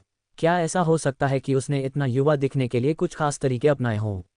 क्या? मुझे विश्वास नहीं है। अर्जुन चौहान का हाथ उसकी पैंट की जेब में चला गया। चौहान परिवार के मार्शल कलाकार तुरंत सतर्क हो गए और यहाँ तक कि दोनों ज्येष्ठों के शरीर में भी आंतरिक शक्ति का उतार चढ़ाव होने लगा। आप सब इतने घबराए हुए क्यों हैं? अर्जुन चौहान ने एक आईडी कार्ड निकाला। देखो, मैं पोस्ट -95 हूँ, 22 साल का हूँ। मुझे पूर्वज बुलाना बंद करो, तुम मुझे बुरा महसूस करा रहे हो। ये कैसे संभव है? चौहान परिवार के लोगों ने आईडी कार्ड पर लगी तस्वीर की तुलना अर्जुन चौहान के चेहरे से की और आईडी तस्वीर में हल्की अपरिपक्वता को छोड़कर लगभग कोई अंतर नहीं था। वह वास्तव में दस्तावेज पर मौजूद व्यक्ति था, लेकिन एक 22 साल का ग्रैंड मास्टर। क्या ऐसा हो सकता है कि संदेश देने वाले शिष्यों को उनकी जानकारी गलत मिली हो? रुको, क्या आप अर्जुन चौहान हैं? चेतना को आखिरकार याद आया कि यह चेहरा इतना जाना पहचाना क्यों लग रहा था। हालांकि वह एक प्राचीन मार्शल आर्ट परिवार से थी, चेतना ने परिवार की कुछ संपत्तियों का प्रबंधन करने में भी मदद की और उसका बिंदु मीडिया चौहान परिवार के उद्यमों में से एक था। एक कंपनी की अध्यक्ष के रूप में वह दुनिया के सबसे अमीर आदमी से अपरिचित नहीं हो सकती थी। चेतना, क्या तुम उसे जानती हो? ज्येष्ठ राम ने पूछा। वह दुनिया का वर्तमान सबसे अमीर आदमी है। धर्मनिरपेक्ष दुनिया में बहुत कम लोग हैं जो उसे नहीं पहचानते, चेतना ने जवाब दिया। क्या वह सच में सिर्फ 22 साल का है? ज्येष्ठ राम अभी भी कुछ हद तक अविश्वासी थे। अगर मीडिया की रिपोर्ट गलत नहीं है तो वह वास्तव में इस साल 22 का होना चाहिए और वह वर्तमान में कॉलेज में एक सीनियर भी है। आखिरकार कोई तो है जो मुझे पहचानता है। मुझे लगा कि आप सभी प्राचीन मार्शल आर्ट परिवार दुनिया की जानकारी से दूर थे। अर्जुन चौहान ने अपना आईडी कार्ड वापस अपनी जेब में रखा। अब क्या तुम्हें विश्वास है कि मैं सच में 22 साल का हूँ? 22 साल का, एक ग्रैंड मास्टर और दुनिया का सबसे अमीर आदमी। ये युवक कौन है और वह चेतना को क्यों खोजना चाहता है? ज्येष्ठ राम गहरी सोच में पड़ गए। ओह, यहाँ इतने सारे लोग, क्या ऐसा हो सकता है कि आप जानते थे कि मैं आज आ रहा हूँ? इस समय एक डींगे हाँकने वाली और युवा आवाज़ दूर से तैरती हुई आई। यह आवाज़ आंतरिक शक्ति द्वारा लाई गई थी। कहावत, व्यक्ति को देखने से पहले उसकी आवाज़ सुनना, शायद ऐसी स्थितियों के बारे में थी। एक काली रोल्स रॉयस इस विला परिसर के प्रवेश द्वार पर रुकी। एक युवा व्यक्ति जो कैजुअल कपड़े पहने हुए था, वह कार से उतरने वाला पहला व्यक्ति था। उसे हैंडसम माना जा सकता था, लेकिन उसकी आंखों और भौहों में एक अशांतिपूर्ण आभा थी जो तथाकथित प्राकृतिक खलनायक का चेहरा लगती थी। अभी अभी की आवाज़ जरूर उसकी कार से आई होगी। उसके बाद एक सफ़ेद बालों और दाढ़ी वाला एक वृद्ध व्यक्ति कार के पीछे से उतर गया। उसमें एक पारलौकिक व्यक्ति का व्यवहार था जो युवा व्यक्ति के पीछे सम्मानपूर्वक खड़ा था। अजीब, उसके बारे में ऐसी असहज भावना क्यों है? अर्जुन चौहान ने भौहें चढ़ा लीं। ये भावना युवा व्यक्ति की उपस्थिति या स्वभाव से नहीं थी, बल्कि उससे निकलने वाली एक असामान्य प्रकार की आंतरिक शक्ति से थी जो कुछ हद तक घृणित थी। मिस्टर अर्जुन, उसके अंदर की आंतरिक शक्ति अजीब है, यशपाल ने कहा। इस आंतरिक शक्ति में एक मजबूत विषाक्तता है जो किसी प्रकार का जैविक जहर लगती है। ये वास्तव में अजीब है। अर्जुन चौहान ने तुरंत अपने सामने के दो पुरुषों को स्कैन किया। युवा व्यक्ति का नाम दीपक था, एक लेवल 4 का मार्शल कलाकार, और वृद्ध व्यक्ति दिवाकर था, एक लेवल 9 का मार्शल कलाकार। हालांकि उनके क्षमता सूचकांक काफी औसत थे, दोनों 10 अंकों तक नहीं पहुंचे थे। ऐसा लगता है कि ये देवगौड़ा परिवार के लोग हैं जिनका ज्येष्ठ राम ने पहले उल्लेख किया था। अर्जुन चौहान को अचानक एहसास हुआ कि वह आज संयोग से कुछ सालाना बड़ी घटना पर आ गया था। ऐसा लगता है कि आपने व्यक्ति को मुझे सौंपने का फैसला कर लिया है। दीपक आगे बढ़ा। उसकी नज़र अर्जुन चौहान पर एक पल के लिए रुकी, फिर जल्दी से हट गई। 20 साल के आसपास के एक युवा व्यक्ति पर दूसरी नज़र डालने की कोई ज़रूरत नहीं थी।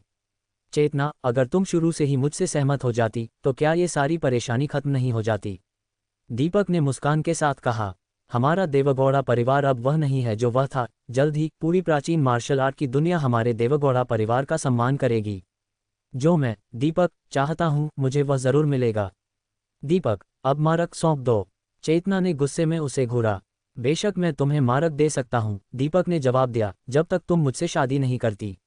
एक बार जब हम परिवार हो जाते हैं तो तुम्हारे दादाजी मेरे दादाजी होंगे और मैं स्वाभाविक रूप से उन्हें मारक प्रदान करूंगा। तुम बेशर्म हो, चेतना, दीपक गुस्से में चिल्लाया। यह मत सोचो कि सिर्फ इसलिए कि मैं तुम्हें पसंद करता हूं तुम मुझसे इतनी लापरवाही से बात कर सकती हो। मैं तुम्हारे साथ काफ़ी धैर्यवान रहा हूं, मेरी सीमाओं को धकेलने की कोशिश मत करो। मैं तुम्हें एक और मौका दे रहा हूं, मेरी महिला बनो और फिर अपने चौहान परिवार को मेरे देवगौड़ा परिवार के अधीन करो, वरना आज मुझ पर निर्दयी होने के लिए दोष मत देना। चौहान परिवार के सदस्यों के चेहरे बदल गए। वे वास्तव में चौहान परिवार के अधीन होने की मांग कर रहे थे। कब से देवगौड़ा परिवार, जो हमेशा सिर्फ एक साधारण परिवार रहा था, इतना महत्वाकांक्षी हो गया था? उन्होंने हाल ही में क्या अनुभव किया था? न सिर्फ उनके दो ज्येष्ठों की ताकत में इतनी महत्वपूर्ण सुधार हुआ था, बल्कि उन्होंने ऐसी महत्वाकांक्षा भी विकसित कर ली थी। क्या उन्हें कोई शक्तिशाली समर्थक मिला था? क्या तुम्हें लगता है कि तुम हमें डरा सकते हो, दीपक? क्या तुम्हें लगता है कि चौहान परिवार में हर किसी की कमजोर रीढ़ की हड्डी है? चौहान परिवार के दो ज्येष्ठ ने जोर देकर आगे कदम बढ़ाया। बहुत अच्छा, मेरी पसंदीदा चीज कठोर हड्डियों को कुतरना है, दीपक ने मुस्कान के साथ कहा। ज्येष्ठ, कृपया इन दो जिद्दी बूढ़े पुरुषों को संभालें। हाँ, युवा मास्टर, नामित ज्येष्ठ दिवाकर ने दीपक को थोड़ा झुककर प्रणाम किया। उसकी आंतरिक शक्ति अचानक एक विकराल रूप की तरह फट पड़ी, जो दो चौहान परिवार के ज्येष्ठों की ओर बढ़ रही थी। हालांकि चौहान परिवार के दोनों ज्येष्ठ ग्रैंड मास्टर थे, लेवल 7 और लेवल 9 के मार्शल कलाकारों के बीच की शक्ति में अंतर स्मारक था। इस घातक आंतरिक शक्ति के कटाव के साथ दोनों बूढ़े पुरुषों को पीछे हटाने में सिर्फ एक चाल लगी। ज्येष्ठों, आसपास के चौहान परिवार के शिष्य तुरंत चारों ओर जमा हो गए। पीछे हटो, दोनों ज्येष्ठ चिल्लाए। एक गहरा, जहरीला आभा उन्हें घेर लिया, जिसमें इतना भयंकर जहर था कि ग्रैंड मास्टर लेवल से नीचे के किसी भी संपर्क में आना घातक हो सकता था। ज्येष्ठ दिवाकर, चेतना को छोड़कर सभी को मार डालो, दीपक ने आदेश दिया और फिर अपनी कार की ओर मुड़ा। हमारे देवगौड़ा परिवार के दुश्मन होना वास्तव में मौत मांगना है। वह भयंकर जहरीली आंतरिक शक्ति एक बार फिर से बढ़ गई। इस क्षण दोनों ज्येष्ठ पिछले हमले से पीछे हटने के लिए अपनी सारी आंतरिक शक्ति का उपयोग कर रहे थे, जिससे उनमें इस हमले का विरोध करने की कोई ऊर्जा नहीं बची थी। अगर हमला किया गया तो वे भी गंभीर रूप से घायल हो जाएंगे या मौके पर ही मर जाएंगे। 3 भाग युआन क्यूई में वापसी। क्या? दिवाकर का चेहरा अचानक बदल गया। उसके पक्ष से एक जबरदस्त शक्तिशाली बल उत्पन्न हुआ, भारी आंतरिक शक्ति की एक गोलाकार लहर। इसकी शक्ति इतनी विशाल थी कि जहां भी यह गुजरी वहां चट्टानें टूट गईं। वह सिर्फ अपनी हथेली से प्रतिघात कर सकता था। बल ने उसे लगभग 10 कदम पीछे धकेल दिया, इससे पहले कि वह खुद को स्थिर कर सका। कौन? तुम कौन हो? दिवाकर को एहसास हुआ कि हमलावर वही युवा व्यक्ति था जिसे उन्होंने पहले अनदेखा कर दिया था। मैं इस पहाड़ का मालिक हूं, अर्जुन चौहान ने घोषणा की। तुम मेरे अपने इलाके में मेरे संरक्षण में लोगों को धमकाने की हिम्मत करते हो? क्या तुम्हें लगता है कि मैं मौजूद नहीं हूं? दिवाकर की हथेली थोड़ी कांप रही थी। अर्जुन चौहान से अभी अभी आंतरिक शक्ति का जो विस्फोट हुआ वह इतना शक्तिशाली और भयंकर था कि हालांकि इसमें कोई खास विशेषता नहीं थी, यह अविश्वसनीय हद तक शुद्ध था। उसने अपने जीवनकाल में अनगिनत प्राचीन मार्शल कलाकारों के साथ मुकाबला किया था, लेकिन उसे ऐसी शुद्ध आंतरिक शक्ति कभी नहीं मिली थी। हुआशिया में प्राचीन मार्शल आर्ट एक बहुत ही प्राचीन विरासत है और इनमें से कई परंपराएं समय के साथ पहले ही गायब हो चुकी थीं, जैसे ताइची और यी जिन, जो बहुत प्राचीन समय में शीर्ष स्तरीय प्राचीन मार्शल आर्ट थीं। लेकिन जैसे जैसे ये परंपराएं वर्तमान में उतरती आई हैं, उनके सार का बहुत कुछ खो गया है। और इसी तरह की प्राचीन मार्शल आर्ट धीरे धीरे स्वास्थ्य संरक्षण और मन और शरीर की खेती के बारे में अधिक हो गई हैं। जिन प्राचीन मार्शल आर्ट परिवारों ने आज तक जारी रखा है, इसका कारण यह है कि उनके पास पूर्ण खेती के तरीके हैं। हालांकि इन खेती के तरीकों की गुणवत्ता असंगत है, कुछ साधारण है, कुछ आधे प्रयास से दोगुना परिणाम देते हैं और कुछ को अपरंपरागत अभ्यासों की सहायता की आवश्यकता होती है, जिसके परिणामस्वरूप अक्सर परिणामों में महत्वपूर्ण अंतर होते हैं। सबसे बड़ा अंतर खेती की गई आंतरिक शक्ति की शुद्धता है, और अर्जुन चौहान द्वारा प्रदर्शित आंतरिक शक्ति की ताकत उन सभी में अतुलनीय है जिन्हें उसने देखा था। वह महसूस कर सकता था कि अर्जुन चौहान का क्षेत्र सिर्फ एक लेवल 7 प्राचीन मार्शल कलाकार का था, फिर भी उसकी हालिया हरकत का सामना करना एक साधारण लेवल 8 प्राचीन मार्शल कलाकार के लिए भी मुश्किल होगा। अर्जुन चौहान जो भी बकवास कर रहा था, वह उसके द्वारा स्वचालित रूप से छान लिया गया था। इस पहाड़ का बड़ा मालिक होने का दावा करते हुए वह स्पष्ट रूप से कोई था जिसे चौहान परिवार ने उनके लिए खड़ा होने के लिए लाया था। मैं दिवाकर हूँ, देवगौड़ा परिवार का दूसरा ज्येष्ठ। क्या मैं आपका सम्मानित नाम पूछ सकता हूँ? मैं अर्जुन चौहान हूँ, जयपुर विज्ञान और प्रौद्योगिकी विश्वविद्यालय में सामग्री और विज्ञान स्कूल के तहत पॉलीमर सामग्री विभाग के लिए कक्षा मॉनिटर। दिवाकर, क्या वह प्रारूप गलत है? मुझे फिर से कोशिश करने दो। अर्जुन चौहान ने अपना परिचय बदल दिया। मैं अर्जुन चौहान हूँ, लीग ऑफ लेजेंड्स के राष्ट्रीय जिला 2 में जोन 7 में शीर्ष रैंक वाला सोलो प्लेयर हूँ। अर्जुन चौहान, क्या तुम वही अर्जुन चौहान हो? यहाँ तक कि दीपक, जो अपनी कार में जाने वाला था, उसने अपने कदमों को रोक दिया। उस युवा व्यक्ति की अविश्वसनीय ताकत को समझ नहीं पा रहा था जिस पर उसने जल्दबाजी में नजर डाली थी। वरना मैं कौन सा अर्जुन चौहान हूँ? किसने सोचा होगा कि अर्जुन चौहान दुनिया का सबसे अमीर आदमी, एक प्राचीन मार्शल कलाकार भी है? दीपक ने कुछ हद तक हैरान होकर कहा।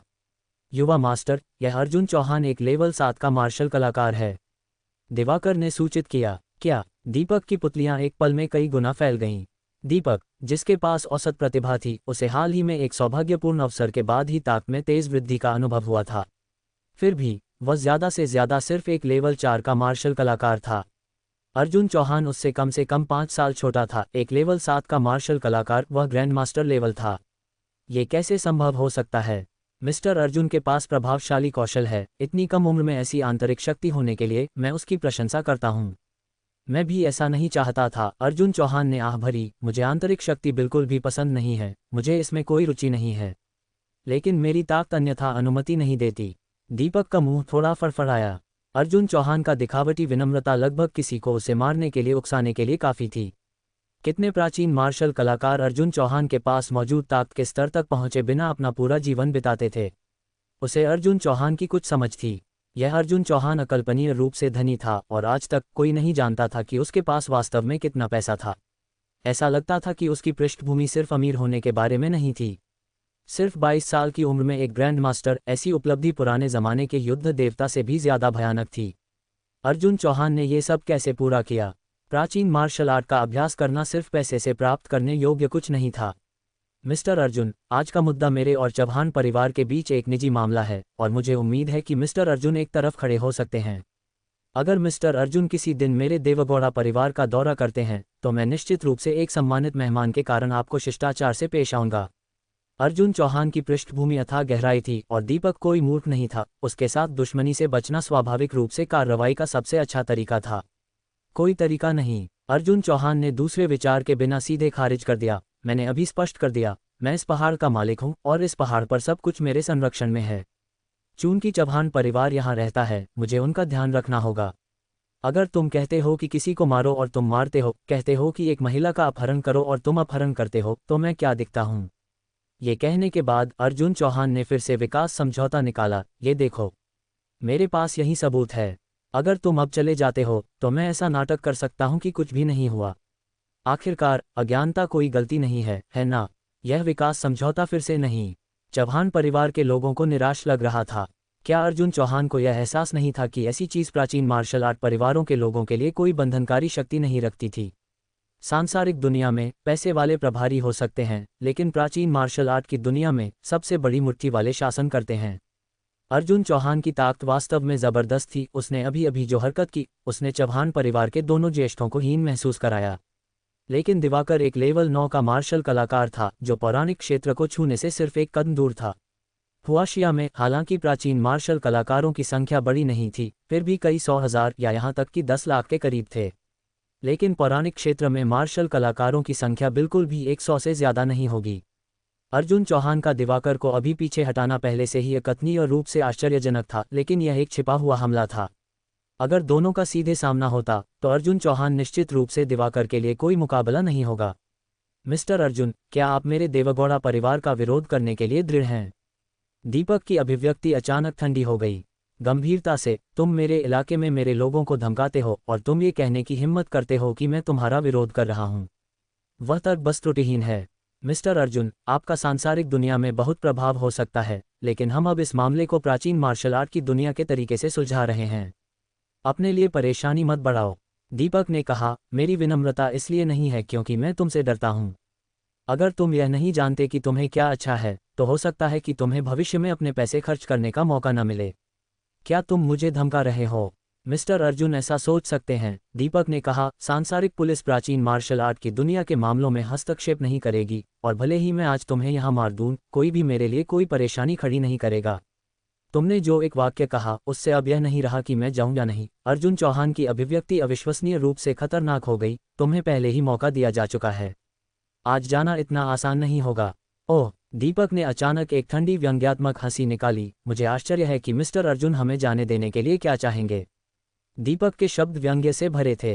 अर्जुन चौहान वास्तव में बहुत मजबूत था और उसकी पृष्ठभूमि और भी ज्यादा मजबूत हो सकती है। संभवतः एक पौराणिक क्षेत्र से एक युद्ध देवता उसका समर्थन कर रहा हो, लेकिन आज वह सिर्फ एक व्यक्ति था और दिवाकर एक लेवल 9 का मार्शल कलाकार था। ये स्पष्ट था कि कौन श्रेष्ठ था और कौन हीन था। क्या ऐसा हो सकता है कि उसने सोचा कि वह एक सिर्फ लेवल 7 का मार्शल कलाकार एक लेवल 9 के मार्शल कलाकार को हरा सकता है? 0 पर रीसेट करें। अर्जुन चौहान ने अपने फ़ोन पर कैलकुलेटर ऐप खोला। मुझे पहले यहाँ एक हिसाब लगाने दो। तुमने यहाँ मेरे लोगों को मारा है तो चिकित्सा खर्च तुम पर है ना? चलो 100 अरब से शुरू करते हैं।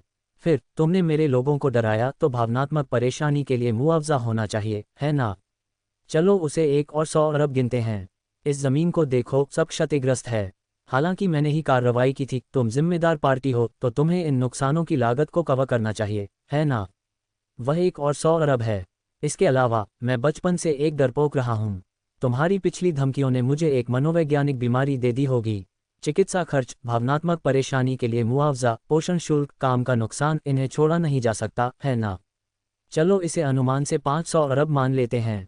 ओह, और वैसे तुम मेरी अनुमति के बिना मेरे इलाके में घुस गए, तो चलो प्रवेश शुल्क और पार्किंग शुल्क को 1 और 100 अरब प्रत्येक पर गिनते हैं। वह हमें कुल 1000 अरब पर लाता है। क्या तुम नकद, कार्ड से या सीधे हस्तांतरण द्वारा भुगतान कर रहे हो? अगर तुम्हें रसीद की जरूरत नहीं है तो मैं तुम्हें छूट दे सकता हूं। चौहान परिवार ने अर्जुन चौहान को वहां पागल की तरह भौंकते हुए देखा। उनके भाव एक के बाद एक अजीब होते जा रहे थे। क्या वह ये नहीं देख सकता था कि वर्तमान स्थिति उसके प्रति इतनी अनुकूल नहीं थी? उसने न सिर्फ नहीं छोड़ा, बल्कि उसने वास्तव में उनसे पैसे मांगने की हिम्मत की। प्रवेश और पार्किंग शुल्क के लिए 100 अरब। यह एक धोखेबाज से कहीं ज्यादा था। ये तो खुलेआम डकैती थी। बहुत हो गया, दीपक ने असहनीय रूप से दहाड़ा। तुमने प्याला लेने से इनकार किया और सजा भुगतोगे, तो आज तुम उनके साथ जाओगे। ज्येष्ठ दिवाकर, कोई जीवित नहीं बचेगा, उन सबको मार डालो। मिस्टर अर्जुन, क्या मैं बस उन्हें मार दूं? अर्जुन चौहान के कान के पास यशपाल की आवाज़ ठंडी और अलग उठी। उसके दिल में, जो कोई भी अर्जुन चौहान का अनादर करने की हिम्मत करता था, उसे मरना होगा। हालांकि अर्जुन चौहान ने परिवार की विरासत प्राप्त कर ली थी। आखिरकार उसने ज्यादा से ज्यादा सिर्फ 2 या 3 महीने अभ्यास किया था। एक साधारण व्यक्ति से 2 महीने में एक लेवल 7 मार्शल कलाकार तक। अगर यह बात प्राचीन मार्शल आर्ट की दुनिया में फैल गई तो यह शायद बड़ी संख्या में लोगों को डर से मार डालेगी। लेकिन अपनी वर्तमान ताकत के साथ इस दिवाकर का सामना करते हुए उसके पास अभी भी महारत की कमी थी। तुम्हें कार्रवाई करने की जरूरत नहीं है, मैं खुद इससे निपट सकता हूं। लेकिन चिंता मत करो, अगर मैं वास्तव में उसे हरा नहीं सकता तो तुम कार्रवाई कर सकते हो। हाँ, गोदान। अर्जुन चौहान की उंगलियों ने अध्यक्ष की अंगूठी को हल्के से छुआ। मुझे याद है कि मैं अकादमी में शिक्षकों की ताकत का अस्थायी रूप से उपयोग कर सकता हूँ, है ना? हाँ, जब तक अध्यक्ष कुछ क्रेडिट पॉइंट्स का भुगतान करता है, वह अस्थायी रूप से शिक्षकों की ताकत को अपने ऊपर जोड़ सकता है। उपयोग किए गए क्रेडिट पॉइंट्स शिक्षकों के ताकत स्तर के अनुसार अलग अलग होते हैं। अभी उन शिक्षकों के ताकत का स्तर क्या है? मार्शल आर्ट अकादमी के शिक्षक और अध्यक्ष शौर्य का ताकत स्तर पौराणिक क्षेत्र के लेवल 9 के रूप में वर्गीकृत है और इसकी लागत प्रति मिनट 30 क्रेडिट पॉइंट्स है।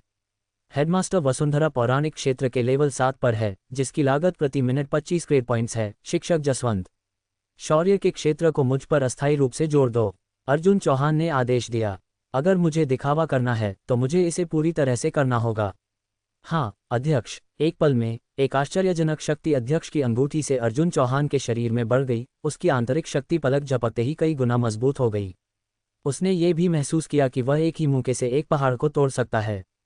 पौराणिक क्षेत्र के मास्टरों ने शायद ही कभी कार्रवाई की, क्योंकि लेवल 9 से ज्यादा की मानसिक शक्तियों की तरह वे एक साधारण हावभाव के साथ भयानक शक्ति पैदा कर सकते थे। एक व्यक्ति एक छोटे शहर या यहाँ तक कि एक छोटे देश को भी उखाड़ सकता था। उनके अस्तित्व को मानव आकार के परमाणु हथियारों के रूप में वर्णित किया जा सकता है। यहाँ तक कि ग्रैंडमास्टर लेवल के मार्शल कलाकार भी भारी तबाही मचा सकते थे। यही कारण था कि द्वितीय विश्व सम्मेलन में इन लोगों को प्रतिबंधित करने के लिए विभिन्न खंड थे, वरना सांसारिक दुनिया को उनके द्वारा बहुत पहले नष्ट कर दिया गया होता। जहाँ तक पौराणिक क्षेत्र के लेवल 9 का सवाल है, शायद आज तक मौजूदा प्राचीन मार्शल कलाकारों या मानसिक शक्तियों में से कोई भी ऐसी ऊंचाई तक नहीं पहुंचा था। धड़ाम, एक धरती हिला देने वाली आभा एक दृश्य लहर में बदल गई जो अर्जुन चौहान के चारों ओर से फैल गई। उस क्षण ऐसा लग रहा था मानो उसके चारों ओर की हवा ठोस हो गई थी। तुम दिवाकर, जो कार्रवाई करने वाला था, वह सबसे पहले इसकी चपेट में आया। दम घोटने वाली शक्ति ने उसके लिए सांस लेना बेहद मुश्किल बना दिया, जैसे कि एक वैक्यूम पंप ने उसके चारों ओर की सारी हवा चूस ली थी। उसकी आत्मा की गहराई से गहरी लाचारी की भावना पैदा हुई और उसकी अभिव्यक्ति पूरी तरह से ठोस हो गई थी। उसे एक बार पौराणिक क्षेत्र के एक युद्ध देवता को देखने का सौभाग्य मिला था, लेकिन इस युवक की आभा की तुलना में वह मास्टर एक चूजे की तरह कमजोर लग रहा था। अर्जुन चौहान ने हल्के से मुस्कुराया। उसका शरीर एक भूत की तरह ऊपर तैर रहा था, जमीन से लगभग आधा मीटर ऊपर टिका हुआ था।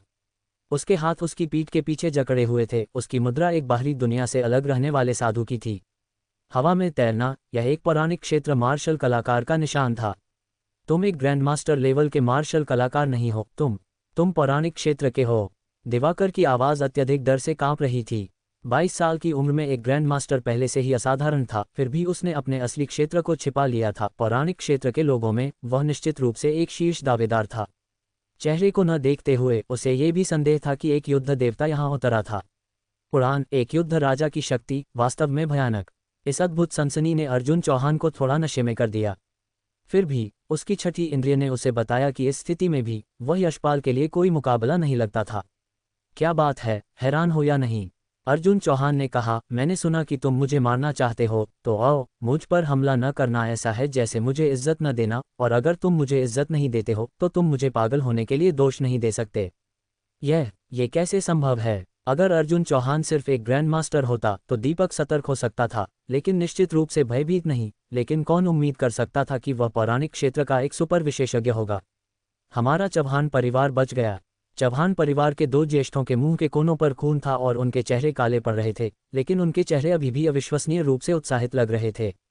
कम से कम गठबंधन के मामले में वे अर्जुन चौहान के समान पक्ष पर खड़े थे, वरना वह उनकी मदद के लिए बीच में नहीं आता। मुझ पर हमला नहीं कर रहे तो तुम सिर्फ मुझे पागल होने के लिए मजबूर कर रहे हो। अर्जुन चौहान ने ठंडक से नाक से कुड़ी और आंतरिक शक्ति की एक शक्तिशाली लहर सीधे दिवाकर के शरीर से टकराई। दिवाकर का शरीर एक तोप के गोले की तरह एक पल में दर्जनों मीटर दूर चला गया। उसकी छाती अंदर धंस गई और उसके मुंह से खून इस तरह निकला जैसे यह मुफ्त हो एक कपड़े की गुड़िया की तरह जमीन पर गिर गया। उसने पलटकर वार भी नहीं किया था। सिर्फ एक आभा की लहर इस लेवल 9 के मार्शल कलाकार को मारने के लिए लगभग काफी थी। पौराणिक क्षेत्र, ये पौराणिक क्षेत्र है। चेतना ने अर्जुन चौहान को खाली नजर से घूरा। उसकी आंखों में एक हल्की रोशनी बह रही थी। मुझसे प्यार मत करो, मैं सिर्फ एक दंतकथा हूं। अर्जुन चौहान ने चेतना पर मुस्कुराया। गोदान, हम यहाँ हो गए। 30 क्रेड पॉइंट्स के लिए 1 मिनट। यहाँ तक कि अर्जुन चौहान को भी एक चुटकी महसूस हुई, लेकिन उसके प्रदर्शन ने अभी अभी उसके चारों ओर हर किसी को इतना आश्चर्यचकित कर दिया था कि उसने अचानक 100 से ज्यादा क्रेड पॉइंट्स और अर्जित कर लिए, यहाँ तक कि एक छोटा सा मुनाफा भी कमा लिया। अच्छी सुविधा है, मुझे इसे और ज्यादा इस्तेमाल करना होगा। अर्जुन चौहान दीपक के पास गया, जो इस समय लगभग डर से सुन्न हो गया था। पौराणिक क्षेत्र का एक मार्शल कलाकार देवगौड़ा परिवार को आसानी से मिटा सकता था, और हालांकि देवगौड़ा परिवार अपने चरम पर था, उनके पास ऐसे शक्तिशाली पौराणिक क्षेत्र के विशेषज्ञ के खिलाफ कोई मौका नहीं था। मिस्टर अर्जुन, यह एक गलतफहमी थी। मैं तो बस पहले मजाक कर रहा था। सच में? लेकिन मैं मजाक नहीं कर रहा था, अर्जुन चौहान ने मुस्कान के साथ कहा। 100 अरब चिकित्सा और भावनात्मक परेशानी के लिए भुगतान करो और फिर तुम उसे दूर ले जा सकते हो। 100 अरब नकद? पूरा देवगौड़ा परिवार हाथ पर इतना नकद नहीं ला सकता था। उन्हें इसे लाने के लिए निश्चित संपत्तियों को बेचना होगा, लेकिन वह देवगौड़ा परिवार की नींव थी। दिवाकर के चेहरे पर एक क्रूर रूप चमक गया। अगर तुम मुझे मारते हो तो उन बूढ़ों को कभी भी मारक नहीं मिलेगा। ओह, क्या ऐसा है? अर्जुन चौहान ने एक अजीब मुस्कान दिखाई। क्या तुमने जीवन मृत्यु तावीज़ के बारे में सुना है? उद्धरण चिन्ह प्रश्नवाचक चिन्ह उद्धरण चिन्ह। दीपक एक पल के लिए दंग रह गया। क्या वह मार्शल आर्ट उपन्यासों से एक तकनीक नहीं थी? मुझे लगता है कि यह छोटी चीज़ तुम्हें अनुकूल है। अर्जुन चौहान ने चारों ओर देखा। जीवन मृत्यु तावीज़ बर्फ का एक बहुत छोटा टुकड़ा था, जिसे एक व्यक्ति के एक्यूपॉइंट में डालने के बाद अत्यधिक दर्द का कारण बन सकता था, जैसे जीवित मृत्यु, जब तक कि एक मारक द्वारा इलाज न किया जाए। लेकिन यहाँ कोई पानी नहीं है, अर्जुन चौहान ने एक पल के लिए सोचा। हे थू, अर्जुन चौहान ने अपनी हथेली में थूक दिया, चौहान परिवार के लोगों के दंग चेहरों को देखते हुए। क्या ये वास्तव में पौराणिक क्षेत्र का एक मार्शल कलाकार है? वह एक विकृत क्यों लगता है? जीवन मृत्यु तावीज़। लगभग अदृश्य बर्फ के टुकड़े एक पल में दीपक के शरीर में जा घुसे। लगभग तुरंत एक अवर्णनीय खुजली की सनसनी ने दीपक के शरीर पर कब्जा कर लिया, जैसे कि अनगिनत चींटियां उसके ऊपर रेंग रही थीं। आह! दीपक चीखा, यहाँ तक कि अपने ही कपड़े फाड़ने लगा। अर्जुन चौहान की नज़र दीपक की जांघों के बीच के हिस्से पर रुकी। छी छी छी, एनो की मशरूम है ना? चौहान परिवार के जूनियर ने भी अर्जुन चौहान की नज़र का पीछा किया। छोटी टूथपिक और ज़्यादा सिलाई की सुई जैसा लगता है। मुझे साफ साफ नहीं दिख रहा। क्या कोई मुझे एक आवर्धक लेंस ला सकता है?